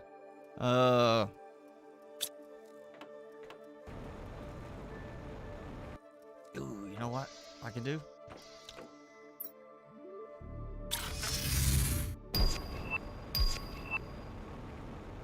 can sit here for a minute. Actually, I'll get me some water real quick. This way I'll have to interrupt. Larva. Golden larva for tier 3 fish, butterfly farms. So I won't have to actually go through the whole sequencing of DNA, because they will spawn here. And sometimes I end up getting quite a few very quickly here. Hey, right off the bat, a golden. And of course the Serena, which I can recycle. That kind of blended in with the teleporter. That's 3 Serena butterflies in under a minute with the platform. Honestly, I feel like building, if I built it, and it does seem to work on this little area of this section a little better. I've seen them appear over there, but you just got so much more landmass here. We got the water at least to kind of help with that. I feel like if I built a good bit higher up, like just very much floating right there in where I'm not even close enough to land of any kind, I would probably get this like just going crazy. It'd be great if the little harvesting robot was not specific to a certain map area. Maybe the tier 1 would be specific, and then we have a tier 2 that's not specific. You put it there, and then it's like the tier 3 extractor is based on what's in the area. So you're like, oh, hey, I'm gonna put this here because I know general area I can get specifically the Serena butterfly. So I want to have it harvest the Serena butterflies. That could be a kind of a cool upgrade with the DLC, because I would totally find me a spot where, like, here I get golden butterflies. I'd be like, harvest these. Get these for me, because I'm pretty sure the ecosystems don't produce golden at all. Like, that's not even a possibility. Or if it is, it's like very minuscule percentage chance. And you see, I've already got, well, I got 1 golden here, but how many Serenas I have gotten here already?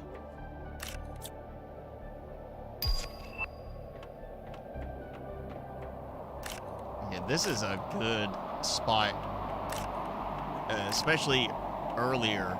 If you're starting on Humble, and that's your first world, and you're having trouble getting the supplies for Mutagen Tier 2, or you're like me, you unlock Mutagen Tier 3 well before Tier 2, build this platform. Even if you have to make like a little path to get back up, building this platform right here, such a great way to get Serena larvae, and they can be recycled for Mutagen Tier 2.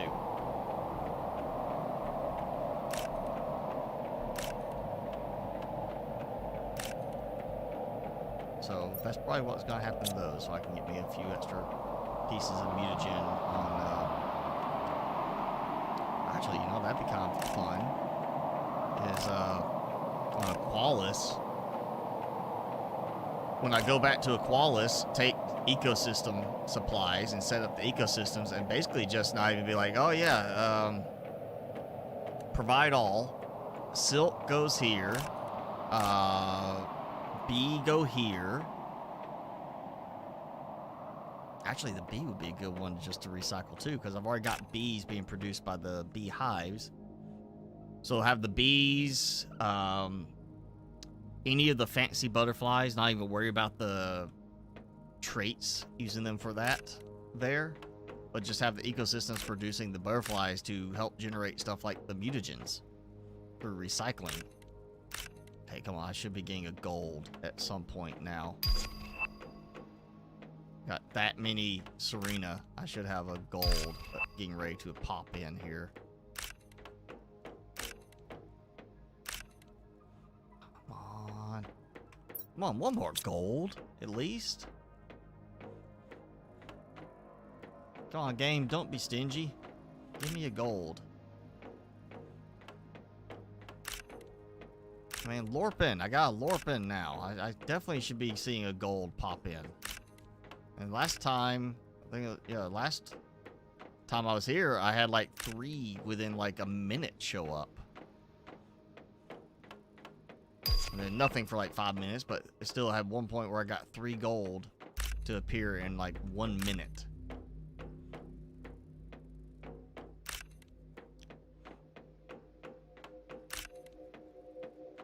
That's where that harvester robot would be cool to have, especially if it was like not even stationary, a like, you know, little roll around robot. You put it down and it just kind of rolls around, acting like it's collecting stuff. Doesn't have to actually show the arms moving. Just here's a robot, kind of wanders around the area. Maybe even runs, just goes in a circle. Or they could make it like a smart vac, you know, that it's like, here's this area, and it just kind of finds its path as what would be the most efficient, or attempts to find its path to be the most efficient. And you just place it down, you got like a circle, and it's gonna crisscross, go around that circle, grabbing supplies. So at least have the animation for it, so it'd look neat.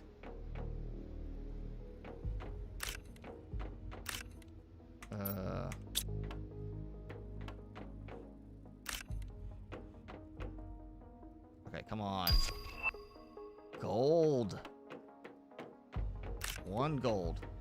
Give me 1 gold and I will stop bothering you, game, for golden larva for a while.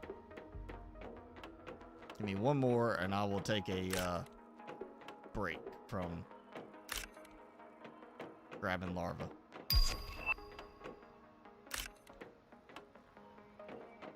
I was wanting more than 2 gold, but I mean, seriously, at this point, I'll be lucky to get 2 gold. Oh, there we go, 2 gold. Okay. I thought I saw another Serena over here, but, oh, what? Do see it now. Grab these. Autosave lag. 1 more. Gold? No.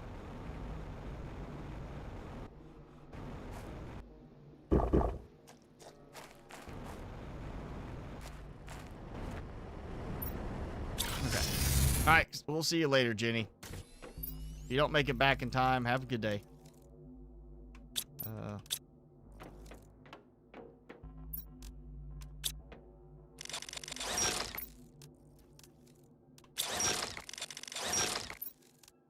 Oh, yeah. Alright, that's 30 Serena right there alone. That I just dumped in. From that. That was 32 Serena butterfly total in that one little bit of time to get 2 golden larvae. Okay, now, I know where I want to go. You know what, that's actually not the best place, but it'll work the same. Yeah, there's the wreck over here, the big shipwreck. I did not go there, and actually I just realized I probably want to take a power cell or 2 with me before I go there, because I don't want to get there and then not have the stuff to make a, you know, to power the thing.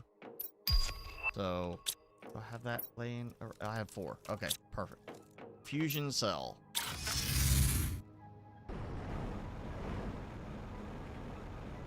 Yeah, we did the last time here, I know, which I think that was just, what, 2 weeks ago we were here. I only did, like, really 1 run on Aqualis. But it's just not the most interesting place, honestly. Especially since I can't set up any mining there. So, yeah, last time we were here, I know we finished with the red shipwreck. The, criminal shipwreck, whatever they're called.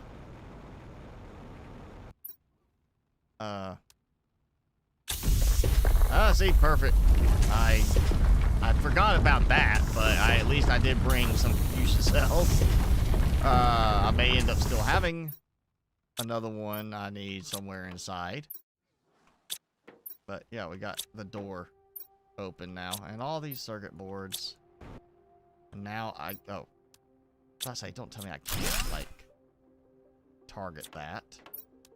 Just in case I've had to be in the right spot to target it.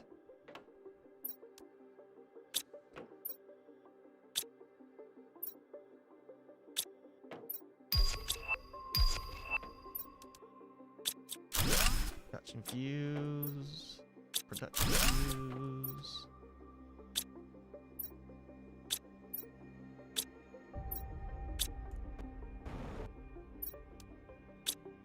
Oh, plenty of circuit boards.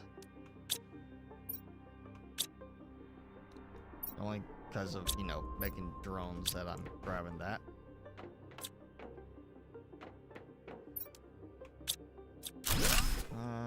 I have a feeling, yes, I'm going to need some more cells for this. I think that's... Oh no, this is the, like, the random styled one. So, may not need that. I may need explosives. What it is. I may be running out of room very quickly. Nope, I need one more. It's a good thing because he already charged me 4 just to get in the doorway. And now I need one more to, you know, get the rest of the goodies. Getting expensive to deal with.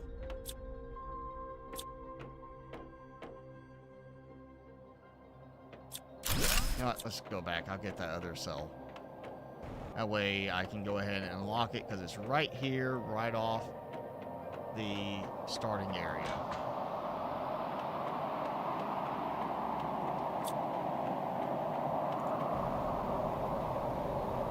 Should have brought the teleporter with me too, so I could just easily zip back.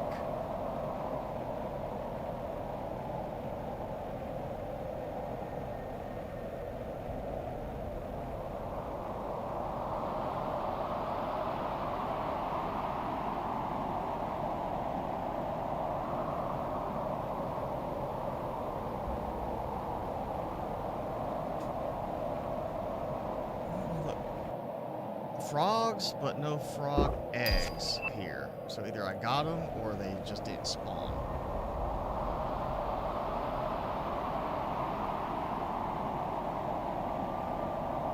So 351,000 tokens. That's gold right there. So yeah, honestly, here I think probably the biggest issue I have here in terms of production would be the uraninite part of that being so slow for certain things. So dump that there.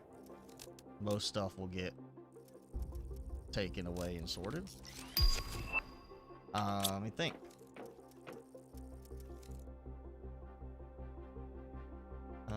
Fuses, they did get sorted. 4 fuses, okay.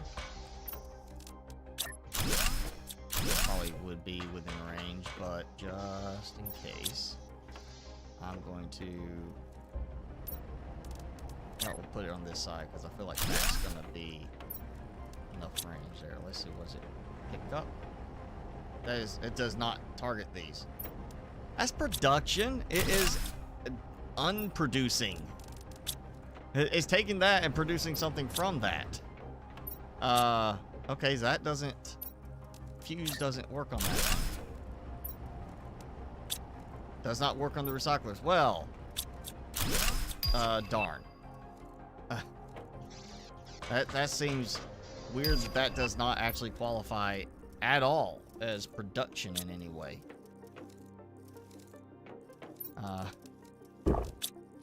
I would think technically it's producing something, so you know, it is kind of production.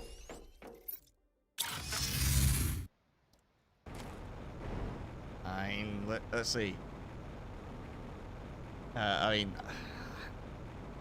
it's kind of tough, I guess. You know, like, what is it? Growth could be like a growth fuse could apply to your plants, like tree. You know, the tree spreader, technically, because you're producing growth there for that.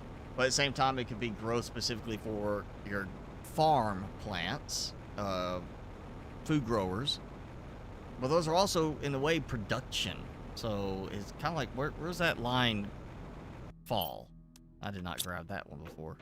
I feel like recycling, even though it is kind of not constructing, but deconstructing, is still a case of, at the end, I am producing something from it. It's production of an item from another item. Which is no different than crafting, in a way.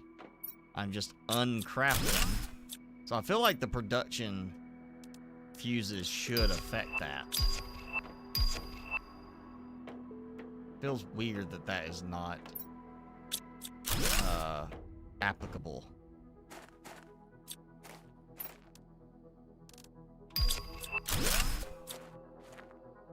And of course we got the look of, you know, stuff dripping from the ceiling.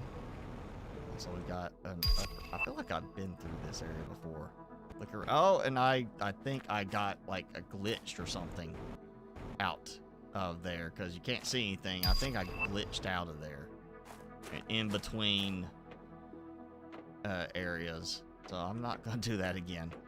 I don't want to kill my character or get my character stuck in limbo.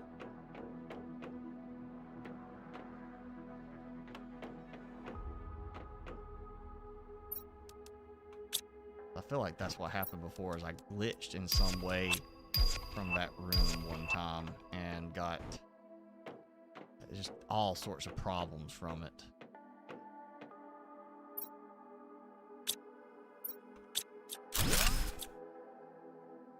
I would love to have this kind of setup too. Why don't we get that unlocked? Yeah, why do I get that? Where's my unlock for that little thing? To have that display. The big flower pot. A bonsai pot. With the tree just laying off to the side.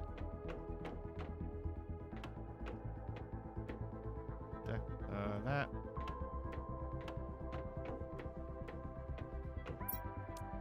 Very quick and easy.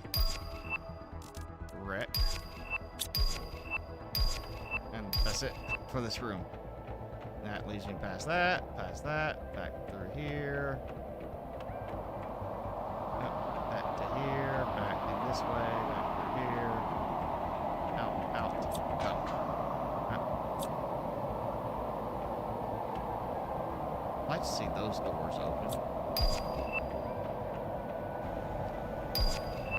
Okay, that wreck is cleared. So 5 fusion cells. Pricey ones.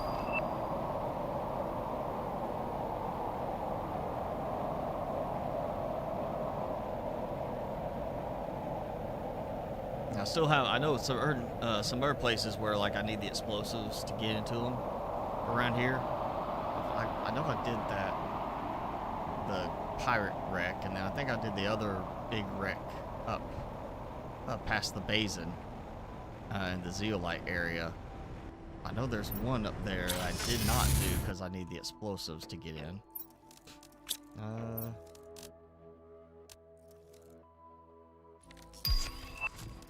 Bonsai pot, big flower pot, and Sharky! Okay, I got the big flower pot and the bonsai pot. So I got some more decorative stuff actually unlocked. Yeah, I'm gonna ultimately build a really nice decorative setup in Prime. Where it's kind of my central hub. I'm gonna put like a nice big display of everything and all that.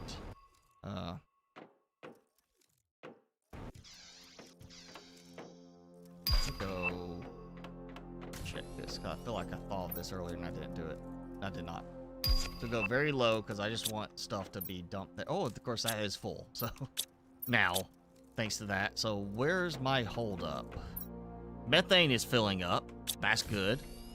Sulfur is full because I got plenty of that there. The zeolite, it's balancing. I can easily go throw another one of those. What else was it? The zeolite. All right, osmium taken care of. Uranium and iridium, which is why I was trying to boost the speed of production for the uraninite, which, again, apparently production fuses don't work on those. So, not sure on that. Blasto spacesuit. Now, all these blueprint chips I can't use. Drone laws, posters here. I should take the posters back with me. Okay. And I got fabric that I don't have a place to store it because I'm not needing that much here. What? 362,000. See how my shipments are going. I got one. It's in there. Okay, so let's go back to Prime just to make sure. Because that's still one, like, Selenia. The moons really are, you're not producing much of anything else other than, well, at least Selenia, I can produce the basic stuff like iron, cobalt, and so forth. No spots for uranium or iridium there. You just gotta kind of get that from other places. This, at least, Humble, I can get uranium and iridium through crushing. It's just not the most efficient option. I forgot I already had the thing open. Here, I have two uranium mines going, and I have a big iridium mine I can keep bumping up the production of. Let's see how I'm doing. That's full, that's full. That's not, but that's probably my fault.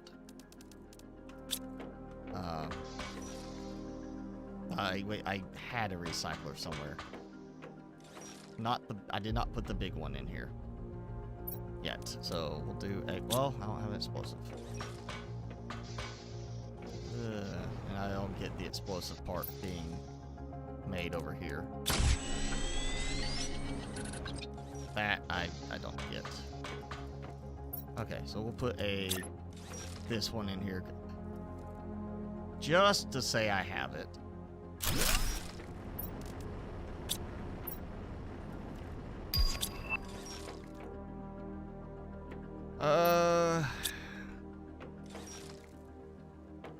Let's see how that's doing, actually. Phosphorus is empty. I made a bunch. I apparently have something that is not going right on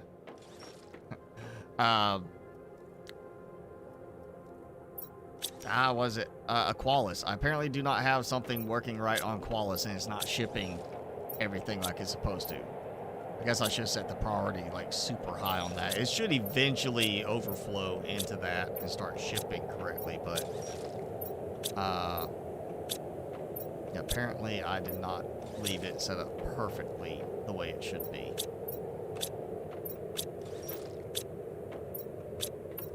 Oh man, bee larva. Plenty of bee larva. Wow. Look at all those. Yeah, I'm clearing these out. I got a gold one sitting there waiting.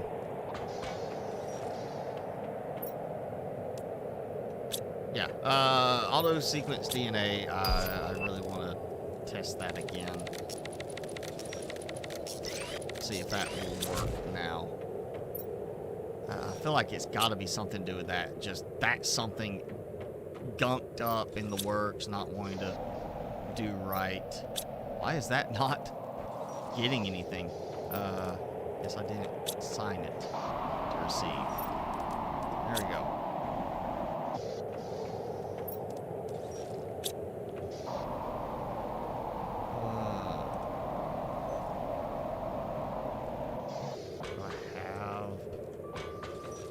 I don't have auto crafting for that. Probably should have one for this.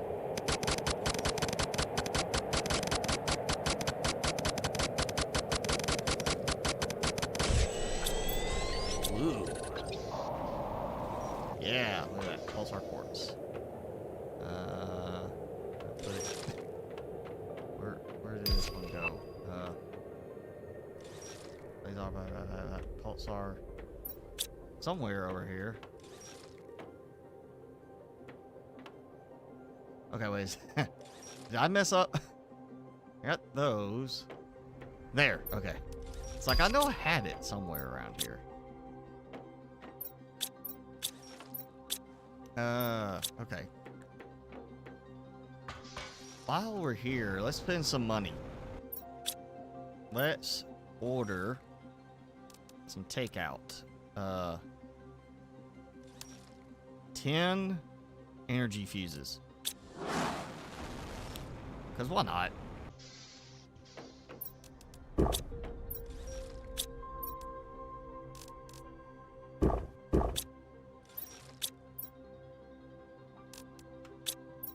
Dump that there.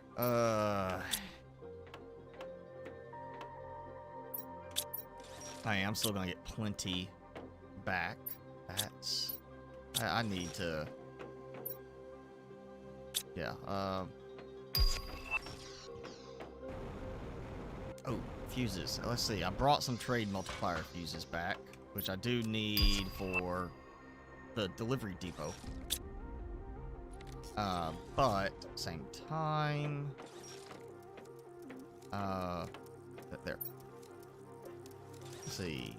7 energy multiplier fuses, got 9 growth, some lots of production, and 4 trade rocket multipliers. Let's take 3 and see if I can find a good placement over here. I feel like I did this a certain way so I could maximize it. Yeah, so I can get it to place. Okay, yeah, does not like being on the corner. I guess we'll do it. Oh, come on. You can place better than that.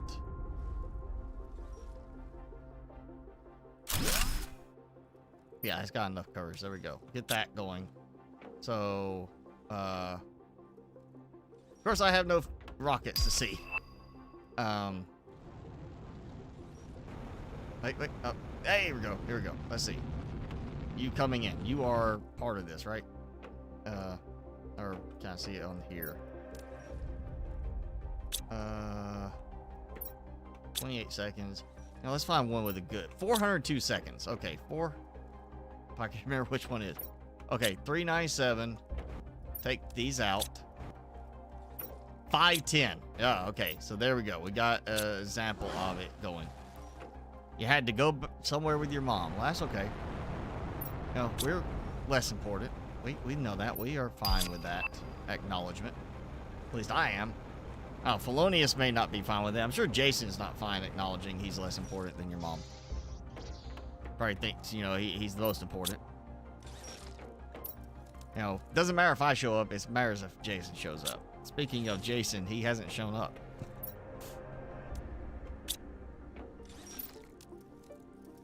I think I've got everything else.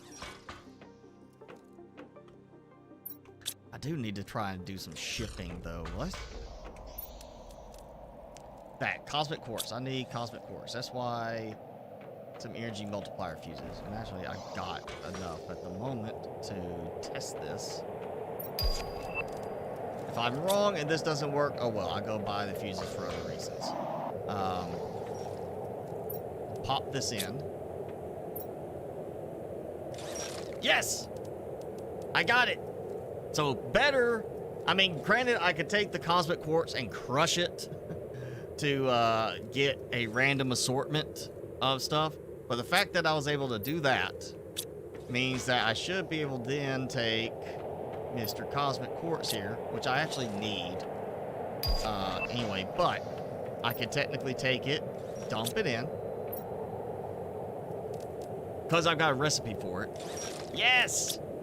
Look at that. Where did I literally just built one of those things. Yeah. We're gonna make a cosmic quartz, because I need one. Yeah, so at the least, if I can really ramped up my production of money-making stuff, make a lot more money, I can just continuously buy the energy fuses, which gives me a pulsar or cosmic quartz each time, which then gives me the full set of quartzes, which means technically I can now produce an endless stream of supplies of quartz supplies with it. It's just it's expensive. And I'm gonna build these here. Okay, so let's just do. We'll start building some of these in. Yes, okay. So these will be my deliveries to different ones. So I'm gonna do. This will probably be one to Humble, I think. And I'm gonna deliver. And actually do a second one for Humble, just because of the need for uranium and iridium, and the fact that I'm just not getting enough of those from the two places. I'm gonna set that up. I really don't see. I don't need anything other than those two shipping here. This is a good overall setup for one. I'm gonna wait for this shuttle to come back, and then I'm gonna move it over there and just start building out those. And I'm just gonna build a whole fleet of these that can ship from here, because this is the most balanced planet. It's the original starting planet, where you can augment your production of everything. Humble, again, that RNG aspect. I'm getting tons of pulsar quartz, not just from what I'm producing myself, but what I get from the uraninite. So I've got that. I could ship that pulsar quartz, or not pulsar, super alloy. Sorry, ship the super alloy out from Humble, which I'm producing a ton of super alloy here too. So I can ship it from here as well. Selenia and Aqualis will be the ones that be most likely to be needing receiving of items. And right now I've got one thing set up, that one, to go to Aqualis to deliver super alloy, so that it can be dismantling, or super alloy rods to dismantle the super alloy from that, and then leave me with a way to generate the other stuff. Yeah, I need. Oh, we are about to deck this one out, because I've got more power production at Humble than I do here, and I've got so much more here. I even have the upstairs started. Yeah, this is gonna be. Oh. I could easily hit 1 million, I would think. Easily hit 1 million. And excess power production here. I feel like I want to do a stretch goal for this one, just because I'll be able to buy tons of fuses in the end. I could just really litter the optimizers around and have it where I just, like, every floor is just decked out with optimizers. I think 10 million is at least a decent stretch goal, but we may go for like 100 million. 100 million excess power on Prime. And I'm keeping this save going, so when we get the DLC with the new planet, we'll actually just go from here to the new planet and to the new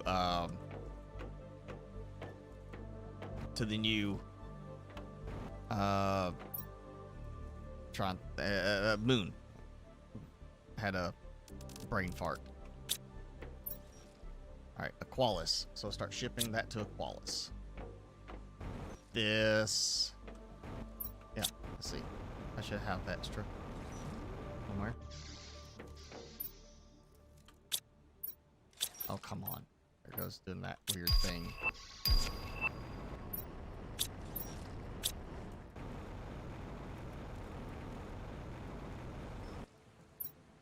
Oh, come on. It's demanding. Yeah, super alloy rods, and I got plenty of them. Unless I did just burn through a bunch. Or something, I don't remember. Actually, You know what? We're not even going to do that one. We're going to cut that off. This is going to go to humble as well. So this is my 2 things for humble. For uranium and uraninite. Or not, uranium and iridium. Which I got plenty of rods, so... And that's what I'm producing, is the rods.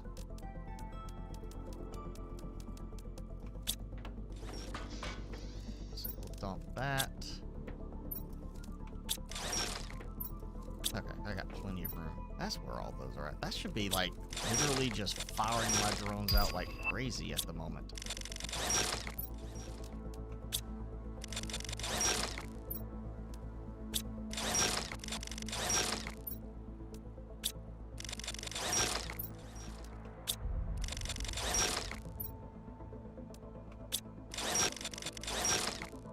I think I'm going to move this from here and do something else with the recycling part. I may actually take this out. This was trees. I was doing tree seeds here. I may move. Well, no, I need to keep separation on those when I get that working again. I don't know where I want to do that. Oh, I might do that. Just do some recyclers there. Have overflow of stuff. So the iridium rods, uranium rods that I know I'm going to have overflow of. Yeah. That can come, and as that container overflows, produce the raw ore, which I'll have 2 overflows. I'll have one for the raw ore to a recycler tier 2, so it can handle producing that, even though this is quite sufficient in my opinion. And then I'll have it where I can also ship the overflow out. I think I may have just overdid it yeah, I just overdid my recycling. Oh, okay.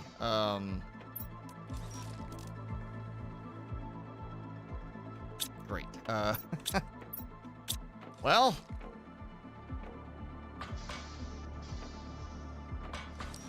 yeah, I overdid it. Okay.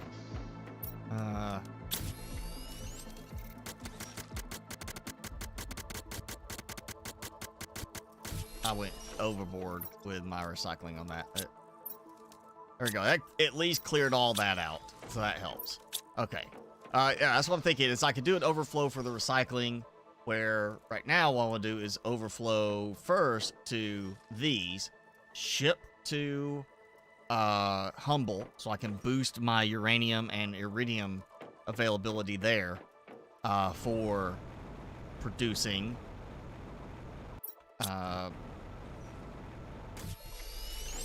more pulsar quartz. And obviously this is now not keeping up anymore.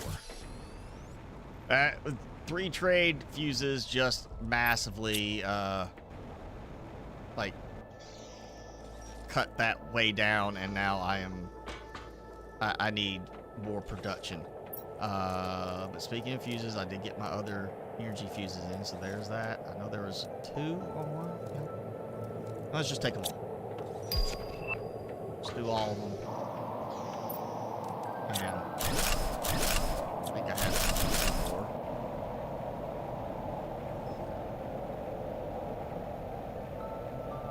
Yeah, I still want this to be high production, because why not? Have high production volume here as well for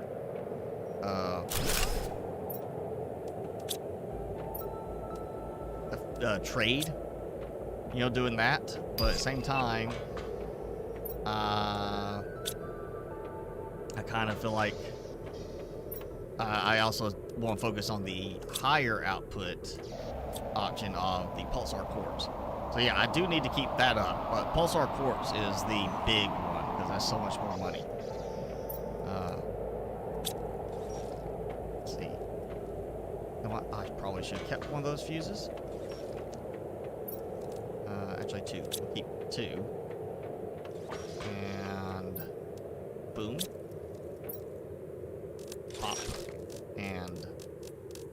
come on, come on, come on. Pop, pop, pop, pop. There we go.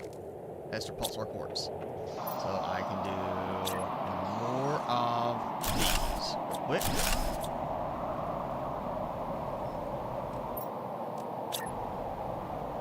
Oh, you know what? I just realized I did not dismantle the underside. It's not a problem. It will intersect with it fine. I just prefer to go ahead and, you know, when I take it out, I'm going to see that gap there that I put in. So, all right, this will go to humble. And so we're going to start these as a demand iridium. Okay, and enabled. And go ahead and enable. Click it 3 times. Demand. Okay. And then this one will be something else. I'm not going to set it yet. Now, I need these.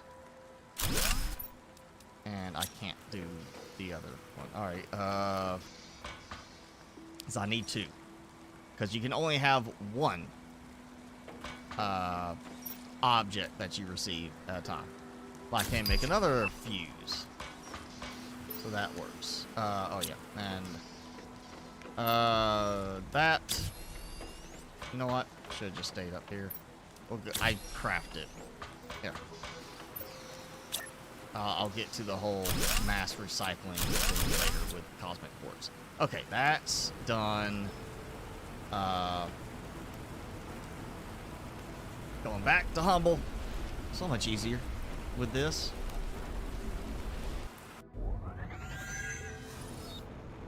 Alright, and let's see. These I am not shipping out from here. So oh, you know what? I got this receiver for selenium, which I don't have anything for that coming here. So that is kind of a catch. Right there, I don't have that. I think I'm gonna take this out. I'll just go ahead and add that one below, because I'm not really trading from here anymore. Let's see, middle. Can I get it? It's kind of snaps to the middle.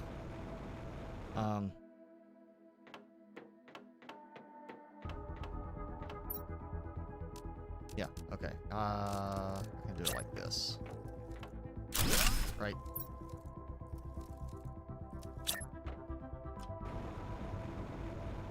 Yes, there we go. Easier way to get it. Okay, so this will be the selenium. Supply everything. Wait, oh wait, no, that's that one. Yeah, I'll just do this. I'll redo this one here. Okay, so selenium. Supply everything, and then we're gonna do one on each side. This will be the iridium rod. Which is kind of funny, because I guess because you select that, it's whichever one comes by. It's like, oh, you got a receiving spot for this one item. I feel like it should be almost a symmetrical, you select. Like this one ties to this one. So when they ship, it comes here and you get it from that point. Okay, so that.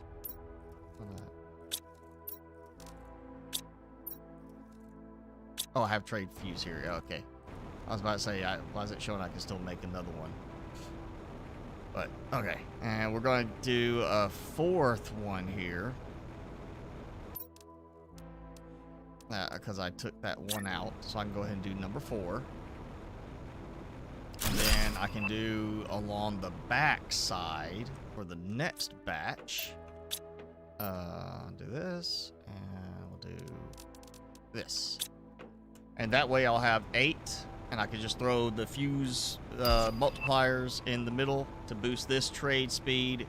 Assuming I ever get the production of pulsar quartz high enough that I'm like producing so much that I need to boost the trade speed there. Much easier to boost the trade speed on fabric.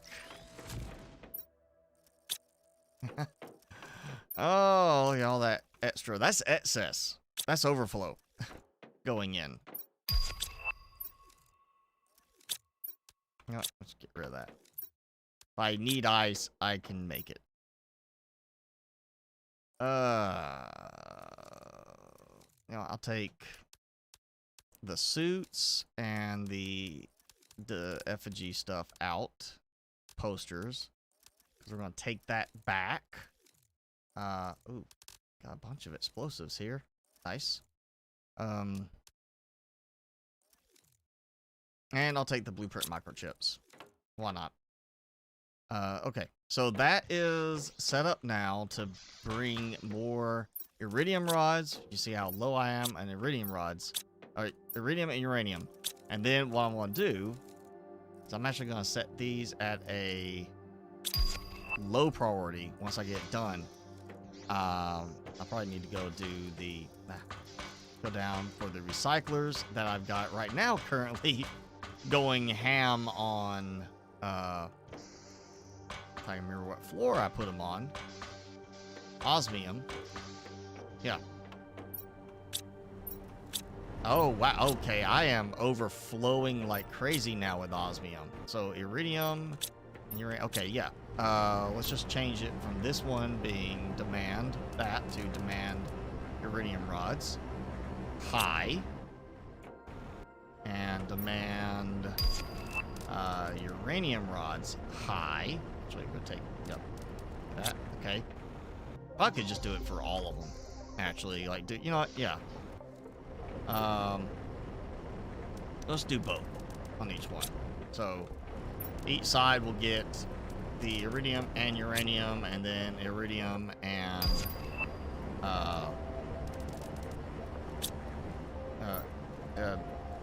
osmium. Let's just go ahead and add osmium back on. So I'll double them up, so I can at least have room for that. Output should be fine either way. So now, let me set that to low priority, so it's overflow. Because I don't need the rods, I need the ore for the pulsar quartz. And then same thing, that's very low, so yeah, that should be fine on those. And then, look at that, pulsar quartz, how much is full now on this?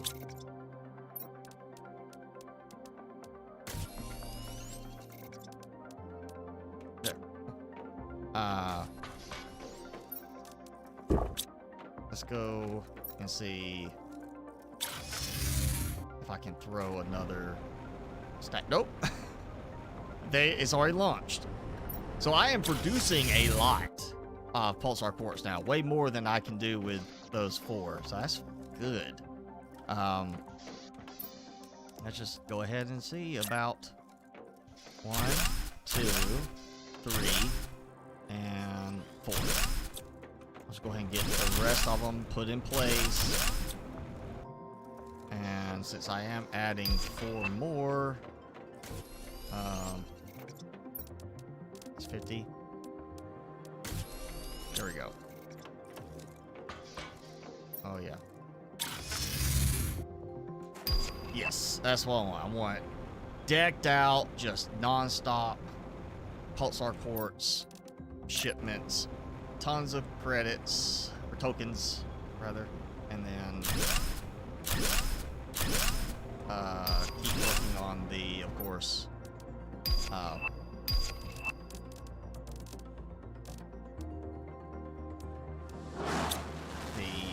fabric production. I can expand that. That's why I want to do this differently here. You know, not just the same on every single planet. Fabric's easy to kind of get rolling, and it's just that it takes up so much room because you gotta keep stacking. But it is a very easy, consistent one to get going. And I did not bring enough. I thought I brought enough stacks. Oh well, let's see how fast this goes.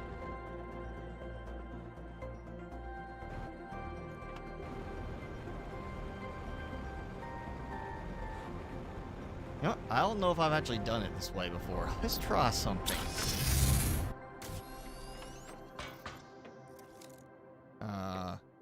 basically a battery is what I'm thinking. Like you store a charge, you know, and then you use some and you store another charge. So let's actually supply and demand pulsar quartz. So, okay, that works in this situation.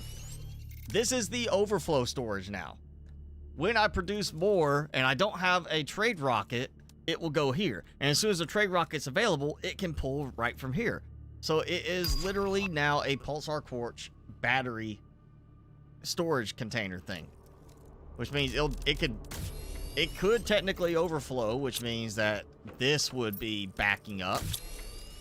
But at the same time, if it does that, then I need to increase my trade rocket speed, which means a multiplier fuse. Okay, that works. Not every situation would have called for that, but it will work in this situation. Oh, wait, no. You can't do both. What? You can only do one supply and one demand? That's not fun. I want to supply both. I want it to be both. Ah. Oh. No. Okay, so I'm going to have overflow at some point. I'll just have to alternate them. Or, you know what? Here.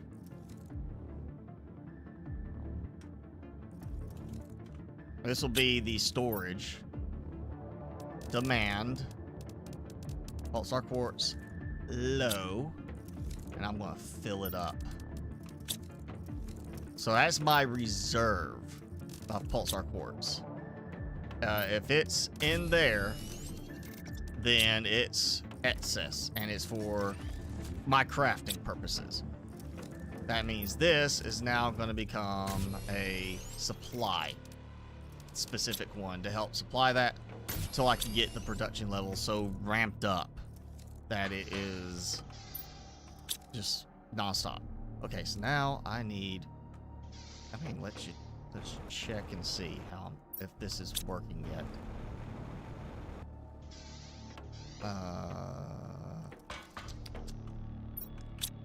No, I should. Well, I think I got some iridium rods or uranium rods came through, but no iridium rods yet. Okay, so now let's go back and check on Prime.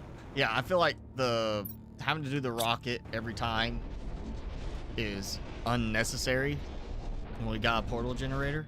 That should just be a part of the thing. You can teleport between the planets once they are completely terraformed. Because obviously some stuff's not working quite right. I mean, I got something launched. Okay, that is working. Just not quick.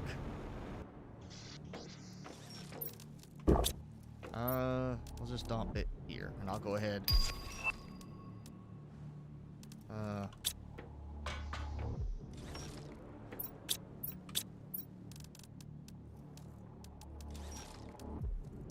Okay, get those. Actually, you know what? Because that is kind of slow. We'll take another row of each. I'm sure I've got so many iridium rods, uranium rods just hanging out waiting at the auto crafters to be delivered.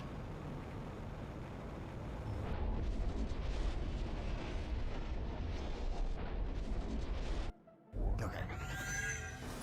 So now, probably need to move that at some point. The idea should be these go in, and let's watch. That should, yes, start going, dumping everything in here. This is, I'm gonna go ahead and set high priority. Oh, that's high, okay. So that was already doing that. High. Okay, so certain ones I did put high, certain ones I did not put high. Ideally, they should overflow once they fill up, but I don't want to wait for it to fill up. I want to kind of get production going a little faster than that. Okay. So now, of course, I am out of space. So certain ones cannot even produce anything because there's no room. I'm producing so much osmium now.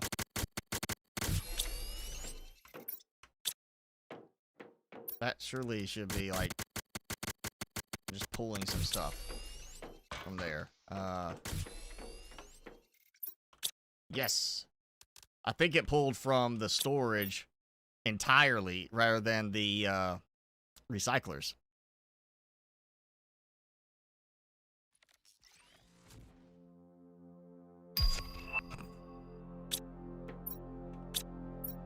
Okay. Zeolite. We want to go ahead and throw another zeolite there.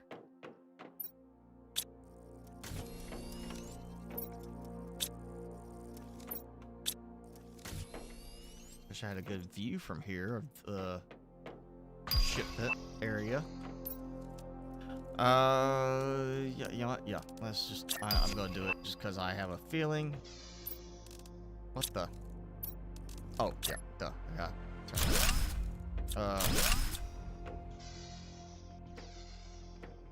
go a bit quicker this way. One more in the zeolite. I think I had 3 in zeolite production. And, you know, I'm thinking about it. I don't think I did a full set of tree farms over there. So, I got, oh, no, I do have, I'm short 1, though. I do have 6. Okay, we'll dump another 1 if I can. Yep. Zeolite and supply.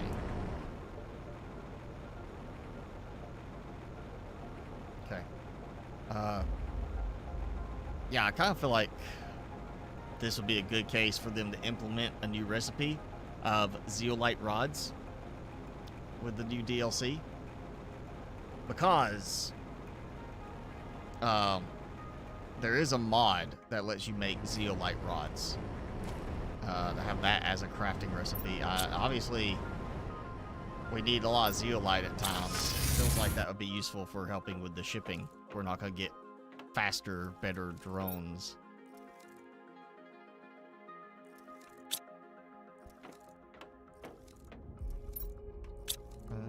Okay. So that means I should have a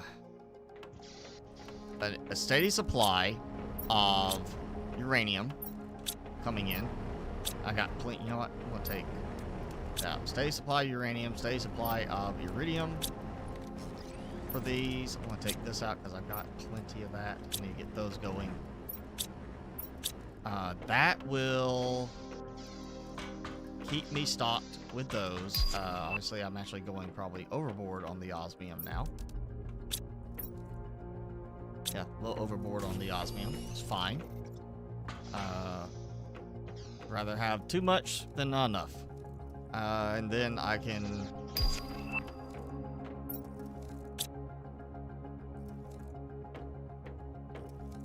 Oh, if I have to, I'll add the osmium to the shredder.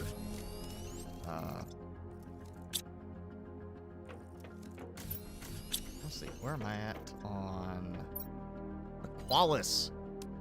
Breathable atmosphere. Surprisingly, I still haven't reached the completion of natural life. I was moving along fairly quickly when I left there a while ago. And I still have to get the final terraformation of 7. So I'm coming up on 1 TTI. That is definitely going to take a little while. That's 7 TTI. Again, I still won't get magnetar quartz as an unlock. No recipe for that. So,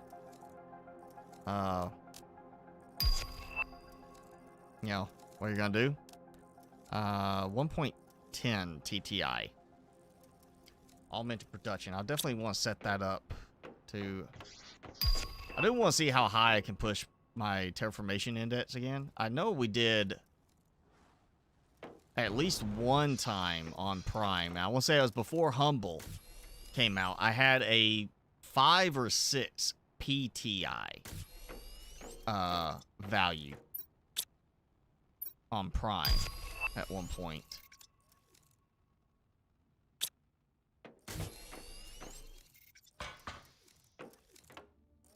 So I would like to see how high I can push it prior to us getting the next DLC.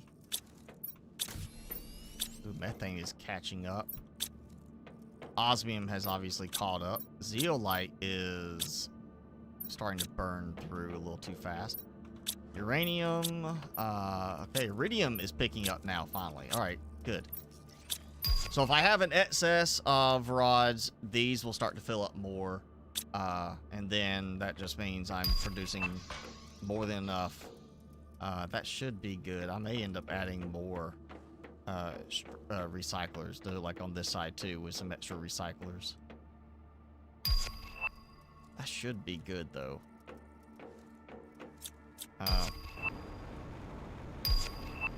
Kind of wish I could easily go back to Aqualis now without wasting a rocket, but you know. See. Oh, let me get over here and make sure I can see it. It looks like they are pretty much consistently going and you know, like launching as soon as they come back.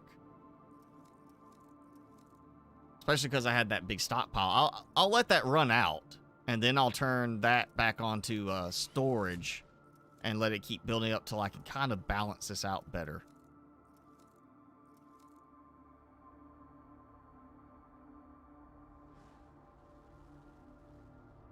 Yeah, osmium. I think everything else is pretty much good now. The iridium and uranium are going to be the still slower points here. But I might be doing all okay with that now. Okay. And yeah, I spent what, 60,000 earlier? I was 350 something thousand. Spent 60,000 on fuses, and I'm already back up 323,000. So let's see, we're coming up towards the 3-hour mark, so let's focus on getting this one fixed up a little bit better, because I am underperforming here. Yeah, okay. So I got fuses on the, I'm gonna have to add some more in the middle, like I did on the power. And then I got these. Yeah, okay, so let's see what I got in terms of production fuses. I know I had a few. Oh yeah, 10. So 11. I've got 11. Let's do 9. I can do 3 additional these.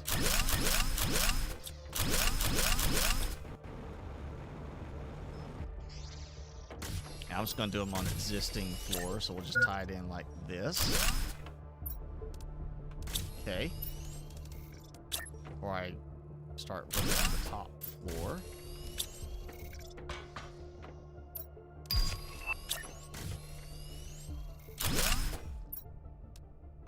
Boom. Yes, okay, that kind of gives me a little bit more of a good spread.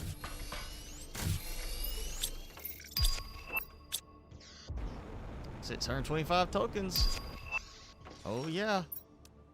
We'll watch all that money rolling in. And I need to use it, so let's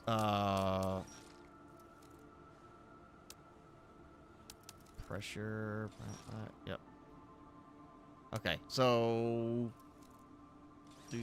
well, I've got 2 right now. I could do 1 more. That'll give me, yeah, I was 11, so I need 12. That would make what would have been 12. And that gives me the top floor, 4 of them. And then that gives me 6 on the top floor, along with the extra 1 on the second floor. So that maxes those out. 95,000. You know what? Oh yeah, now I can't carry anymore. All right, perfect. 131,000 token order for fuses. Yeah, so that will fill these in. So I'll put 1 there. I'll put 6 on the next floor. And then power. I got 2 more. 143,000 power. So let's just go ahead and get all of these. So that's 1 for second floor, 2, 3, 4, 5, 6, then 2 for power.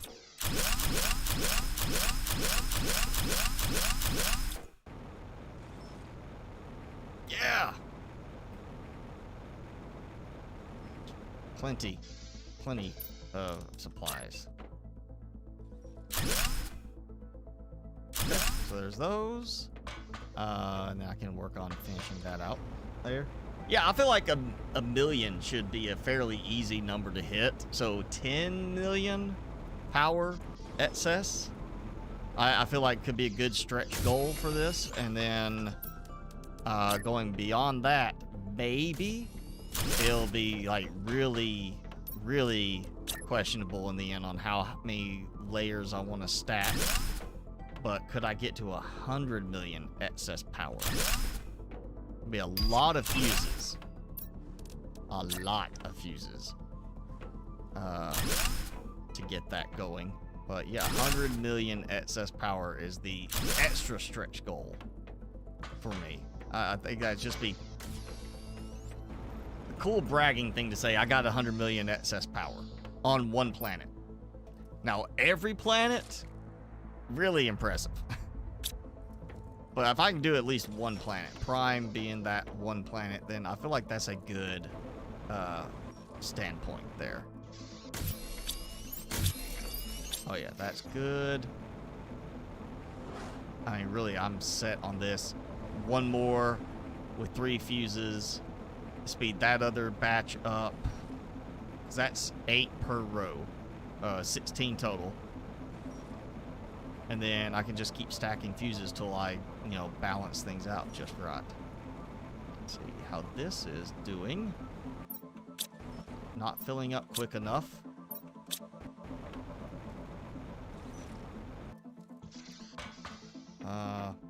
Iridium rods are full.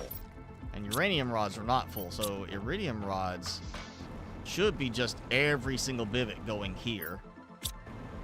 And yet I've got more uranium rods sitting here than iridium rods right now.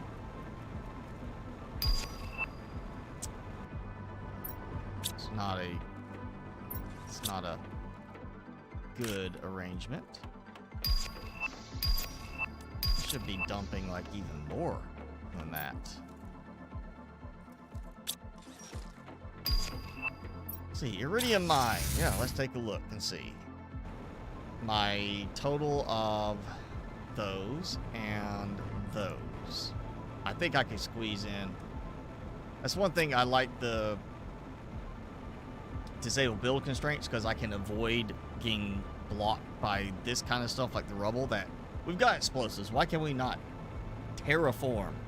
You know, landscape right there. Like, I should be able to clear that and then build another row of 16 or 18 right here. Yeah, 18. Build another setup of 18 here. Oh, wow. Is this? Okay. It is full. Yeah, that is shipping, right? Yes, supply everything. Now obviously my drones are being overworked. They're slacking a little bit. And they're overworked. And of course, it's also not balancing right. Look at some of these are overflowing. Yeah, that's you can watch while you eat your chili mac. Chili mac actually sounds good right now. I would like some chili mac. I just I don't have any on hand. If I did, it would be a canned one. I definitely don't have anything like already in the fridge. I still gotta figure out what I'm gonna do for dinner. And I've been without a fridge, a working fridge, all week. So I get my new fridge tomorrow.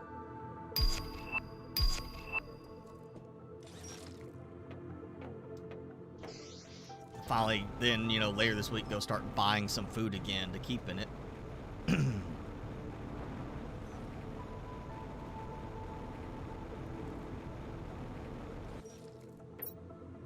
Okay, so still got a few minutes for that to come back. And I'm not even done with the fabric stuff. Once I get this kind of going a little bit further, I got to get the auto crafting or auto sequencing DNA mod working at least, where it's not causing my game to stutter, because I need to transplant this stuff to Selenia. I want to do a monster setup at Selenia too. speaking of, you know what, let's save real quick. Because I've got the updated version of the mod installed. Downloaded already. I got it this morning to test it before the stream, and it did not fix the problem of my stuttering. So let me put it back in, because you saw I'm not like stuttering constantly there. I can't remember if I actually showed this previously or just mentioned it, but when I was on Humble before going to Aqualis, I noticed it and took it out, and then we did Aqualis without that installed, but it's still doing it. You can see like every 2.5 seconds there is a stutter. It's like not even moving or anything. Every 2.5 seconds, I'm getting a stutter in the game. And you see my frame rate just plummets. And that's only when I add in the auto sequence DNA mod. Which right now I have nothing sequencing. There is literally nothing set right now to be processing to create stuff with the auto sequence DNA mod. But I'm getting this constant stutter. And I was hoping it might just be the fact that I'm not on Prime, where all my sequencing was, the extracting and everything, but no, it seems to be just a straight, something with the mod is not playing nice now. Like, that's, it doesn't seem like much, but it's basically the equivalent of almost the autosave lag. And it's like every 2.5 seconds. And so it's definitely one that gets annoying, seeing that little stop kind of thing. And all I did was copy in the newest, as of this week, version of the auto sequence DNA mod. And obviously, this is not getting anything right now. Let me test it and see if it's actually still working on that, at least. We'll take the Azure, 1 stack, toss it in. Okay, they're gone. So it is functioning. It's just causing a performance issue, like a bad performance issue. So, I don't know what happened. It's like just one... It's got to be another mod, or it's got to be one of the updates that's causing it. Because I noticed it after I updated several mods for one of the little hotfix updates. And that's when it started happening. I just came back and it was doing that. And I have routinely checked, because it's not updated on Nexus mods. It's being updated on akarnokd's GitHub page. So, you know, the guy who makes the mods, or girl who makes the mods, their GitHub page is where I'm going to getting the newest updates before they get pushed to Nexus mods. And I know that should be linked in the description. But yeah, that was updated. I think it was like 3 or 4 days ago, a new update, and I pulled that earlier. And you can see I don't have that stutter now. I took the auto sequence DNA mod out, and that's it. That's the only one that I moved, and it's having that stutter. And I noticed when I was like, I didn't take that one out early when I was testing this. When I took out other mods, it didn't make a difference. When that mod was still in there, I was having the stutter. I don't remember if I tested with only that mod. I may have to do that one day, is test just that mod. But yeah, obviously there's something with it interacting with some other mod or some change with the game. It's just causing a performance stutter on mine. That constant stutter. And that's just, it does get kind of annoying when it's just constantly happening. Let's see. So I've got 150 of each rocket here. That's, you know, again, I'm just not concerned with terraformation so much anymore. I got all the system-wide ones. You can't get your mods to work for supermarket sims. Are you getting them from Nexus mods, or are you getting them off of, what's that other one? It's like a wolf. Thunderwolf? Remember, I know there was one I had to use. It was a different platform that I had to use for Sons of the Forest, for those mods. I'll say, I think it was Thunderwolf, something like that. I can't remember off the top of my head now, but yeah, it was like some other weird one that it was kind of like, it was mods, but it's also trainers in a way on that one. I just know, yeah, I've had bad luck with some of those. I tend to just stick with either the Nexus mods where I download and install them manually. I copy them in, or I, you know, get them from like direct from like the GitHub for, like, in this case, akarnokd, because he's like the main modder for Plant Crafter. You know, it'd be like if 80% of the mods for Fallout 4 were from one creator and they had a GitHub page for all their mods, I'd go in there to get the newest releases when I wanted to test a change if I was having an issue, instead of relying on Nexus mods. Okay. Want to make sure I grabbed those before the drones did. There we go. Oh, and I am going to have to go get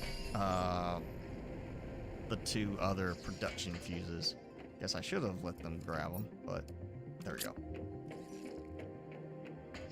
Okay.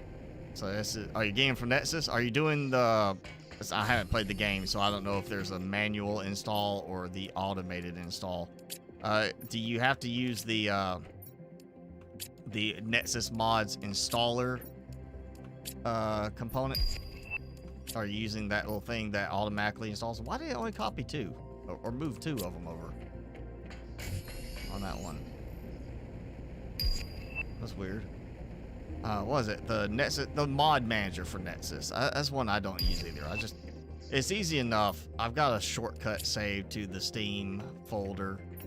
Literally just open the folder, click on the name of the game, this case, Plant Crafter, then there's Beponets, boom, there's the mods. I can drag and drop however I need. It's easy. There's no, I just didn't see a need to go with something, an extra layer, and there, not so much extra step, but an extra layer of where something could go wrong, you know? Okay, so it's the same, that means, so you're saying it's Beponets for Supermarket Sim. Right, it's the same Beponets mod framework.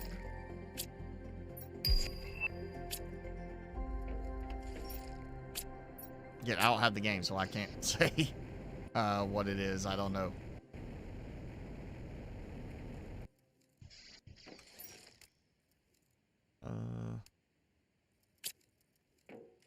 I don't really need to upgrade my farms here. I'm kind of feeling like I want to. Also, it's size comparison. Let's see. Oh, I just noticed that there's a frame underneath. But it's not in here. Is that what? Or is that? Oh, okay, never mind. I built, yeah, extension out for that. Okay. Because I know with this one, you can see the pipes kind of stick down a little bit more. Let's see, how's that snap? Okay, if it snaps there, it goes just slightly over the size of one. So this feels almost like it's sized to be like, here's 1, 2, 3 kind of thing. Like it's that sizing. It's like it's been changed. So it has 5 in each of these. So I have, let me check that again. So if that's 5 there, that sticks out there.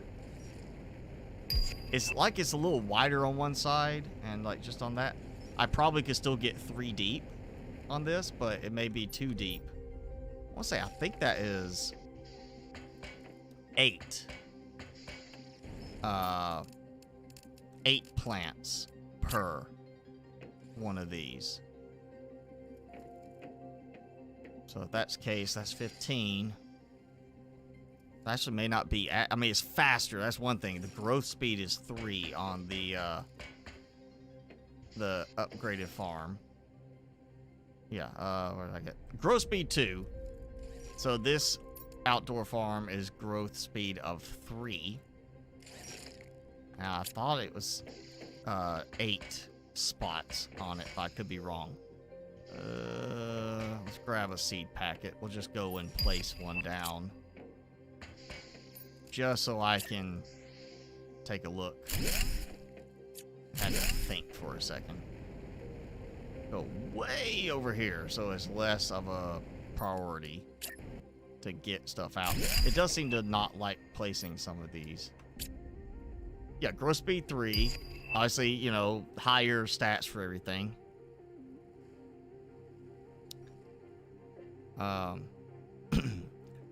Jenny, do you have like a simple mod that are none of the mods working for your supermarket sim?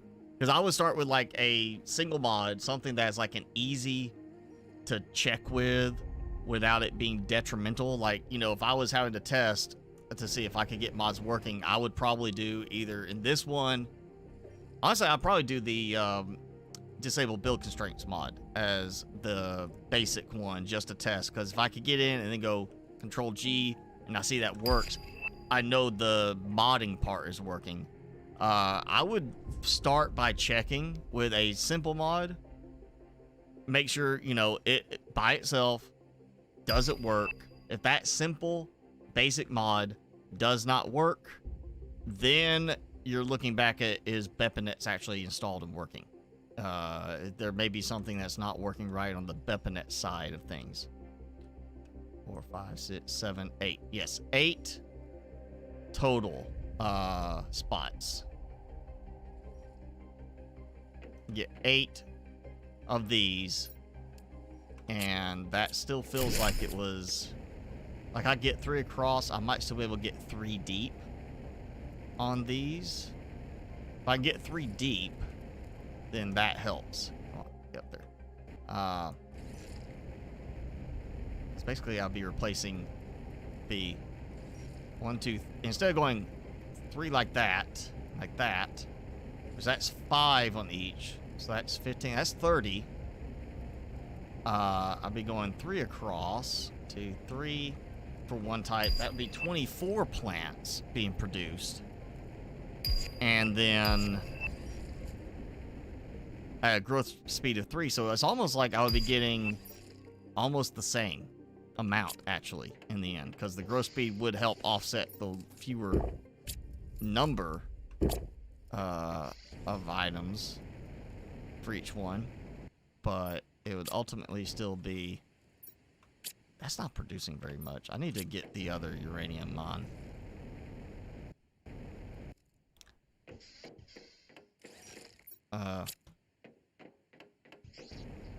Yeah, I wouldn't say you necessarily have to delete them all. Another thing you could check is like with Planet Crafter, most of the mods have a config file that's outside of the mod folder itself. Let me pull that back up. I'll say, yeah, like under BepInet's, there's plugins, and then there's a config folder. And when you first run the game after you put a new mod in, it generates a config file. So like, you know, my newest mod that I'm testing is the Portal Teleport. So there is a mod or config file in there for that one that's got certain things like, okay, here is color of, you can change the color scheme, RGB, for the different portals for which planet it's going to. Debug messages, stuff like that. So that generates when you first run the game, with that new mod. So you might want to check to see if it's going with BepInet's. Is there a config folder there? Should be. And if there is, see if you've got any config files generated. If there's a config file generated for certain mods, then to me that says that it seems like BepInet's is at least somewhat installed and functional. May not mean it is perfectly installed and functional, but it is at least gives an indication that something's trying to run with BepInets when you open the game, because it is taking the mods and processing that value of there being a mod there, and it's saying, hey, I need to, you know, do this. I need to generate this for this mod. That would be one way to kind of help hone in on if BepInets is actually working right, if it's actually been installed correctly. If you have, that may be a case of specific to the mods too. Some of the mods may not actually have any config requirements, but it seems like most of the mods, especially the ones I see with BepInets, do tend to have some kind of requirement element that they or a config, you know, that is required to a certain degree. So I feel like that would probably be an easy way to verify, because you should be able to go and see, hey, this is missing, you know. Unable to, why am I not producing any more of those? Aluminum. I'm out of aluminum? Like, seriously? I guess I haven't been recycling anything else, so. But I should have overflow coming here. I guess I need to check, because I may not be giving my drones time to go get stuff. They're not going to get stuff. Hey, tier 3 animal food. So all this aluminum sitting around, not getting collected. My slacker drones means my circuit board should start firing off. Let me check to see, because I wow, okay, my drones are acting up now. Here, you see that? My drones are not even all actually doing stuff, and I had aluminum sitting there waiting for it. I mean, it's low priority. Yeah, it's low priority, but there is still demand. Why is that not supplying? I'll keep that low, because I've got the super alloy farm. Let me go check. Well, even if that's the case, it should have been taking stuff from there to here. That's full. That's not full. Okay, so literally my aluminum transport has broken down. Something did not continue correctly. Drones are not functioning.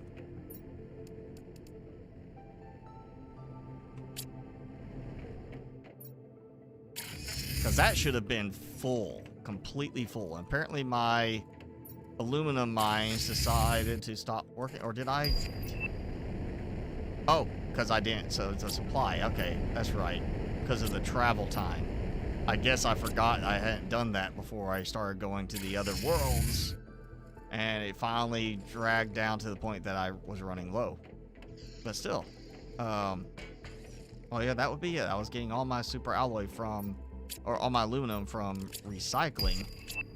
And I have too much. You have the config file? Yeah, I would start with a single mod, one that's an easy one, not detrimental to gameplay if you accidentally get a, you know, auto save and you can't revert backwards. I would do something like that where you don't have to worry about it corrupting something in your save, and go with the as simple as possible side of things. Okay, these are full, except for lerma seeds. That's full. Okay. I don't know why I don't have bacteria samples. I've got independent production of bacteria samples. So many things that seem to be stopped working. Okay, that's full. Yes, if that's full, then what are you doing over here? Literally still producing stuff, right? No? What am I out of? Not water. Algae. Algae is empty. It's all been consumed. Okay, so something's being, like, grabbing all of that. I shouldn't have anything here taking super alloy. Or other bacteria samples. Yeah, all this is full. That's full. That's doing what it's supposed to do. That's kind of empty. It's fine. Probably doing okay with that anyway.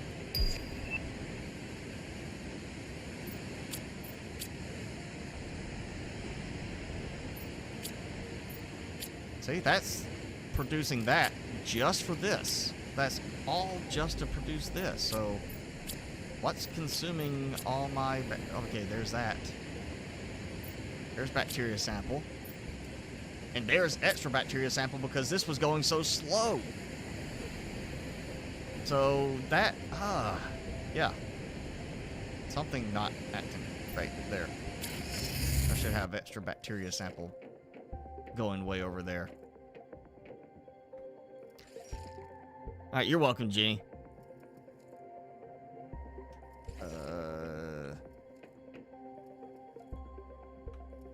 Well, let's see. I got that.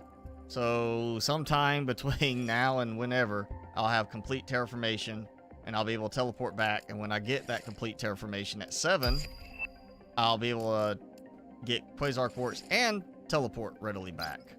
Everywhere else is finished on the terraformation. I'll just keep working on production. I mean, this is still not going fast enough to keep up. Look, I got them coming back, just sitting around doing nothing. Guess I need to finish up this setup. Okay, so while I get done, I got Pulsar Quartz improved on Humble. I've got 8 trade rockets there, running that. Obviously, I did kind of have a big overflow at one point when I was just doing 3. Now I'm up to, or 4. Now I'm up to 8. Whatever it was. I have improved the influx of iridium and uranium by piping everything in from Prime, which is obviously doing quite well at the moment on that. Aluminum. Oh, plenty of aluminum here. Okay. That's still going.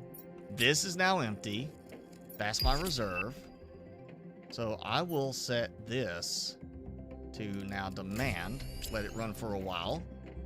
Again with, make sure it's lower priority.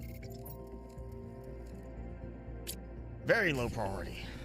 That'll just slowly build up until all these are, you know, all gone.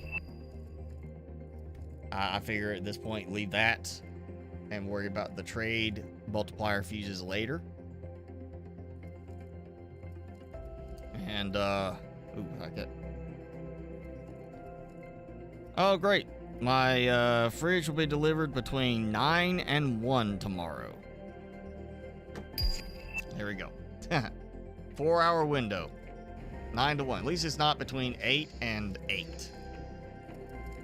That would have been bad. Okay, so this is now set up a little bit better as far as what I need for my Pulsar Quartz and my money making here, which I'm already, I went from 200,000, 216,000 already. Now I can work on finishing up some more production on Prime. And I guess next time, if I've got this going kind of, going well enough, or do I need to go back? I guess maybe next time we can mess with Selenia if I'm not already max terraformation on Aqualis. But yeah, we're gonna keep this going while we wait for that next DLC to come out, which again, new planet, and I'm assuming of course that means a new moon with the planet. Seems like they would go ahead and be doing both, or you may get the DLC with the planet and then later there'll be, here's the moon update for that DLC, and we'll have a new moon added for that. 248,000. I didn't even look earlier. Yeah, that's I could have one more right there. One in the middle. One right there. I could have a whole setup of 9 on each floor. I don't even have any on this floor yet. 1 million is going to be definite. I feel like I want to shoot for 10 million excess power too. You got to go clean up the kitchen. That's fine. We will see you next week, Jenny. I am wrapping up anyway right now because I am hungry. I haven't had anything yet today.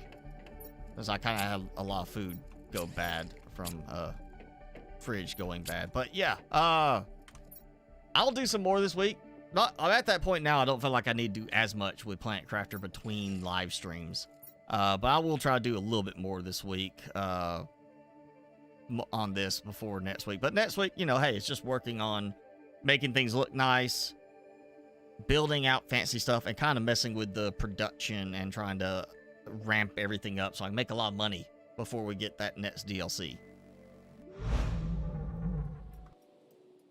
Timmy, say hi. You're at least facing the camera now. He's like, okay, I'll turn and look. I'll in the direction of the camera.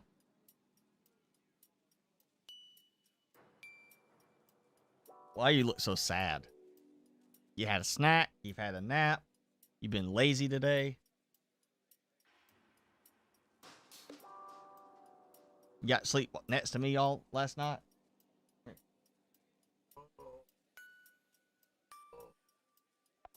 Ow. Got it. Here we go. Timmy, say hi. Come on. Right there. Use your words. Oh, he knows where the camera is. Same thing when I try to take pictures of him. He sees me and he'll just go like,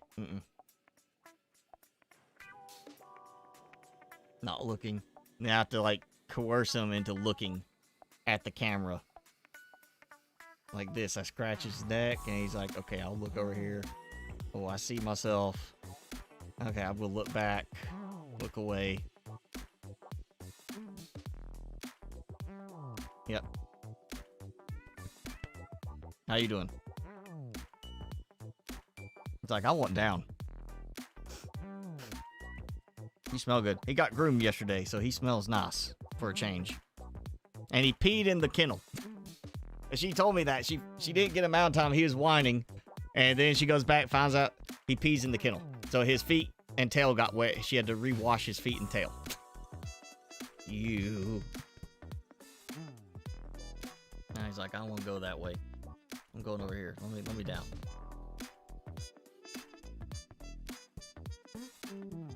He's like, I don't want down that way. Okay. Here you go. There he goes. He says bye. So yeah, that's gonna be it for today for the live stream. So so we don't have any new announcements for Planet Crafter other than, well, let's see, the last branch update was the 12th. So last week we got a small update, and then the last news was on the 5th for the fact that they are working on a new DLC for a new planet, new mechanics, new story, codename Toxicity. So I'm assuming it's going to be something where we deal more with like maybe filtering or something like that. But yeah, that's in the works. We're probably looking a few months on that one to come out. And I just noticed I have one achievement left to unlock. Only one. Jump in lava. I guess I need to go jump in some lava this week so I can unlock that last achievement for the game. But yep, that's going to be it for today. Thank you all for hanging out.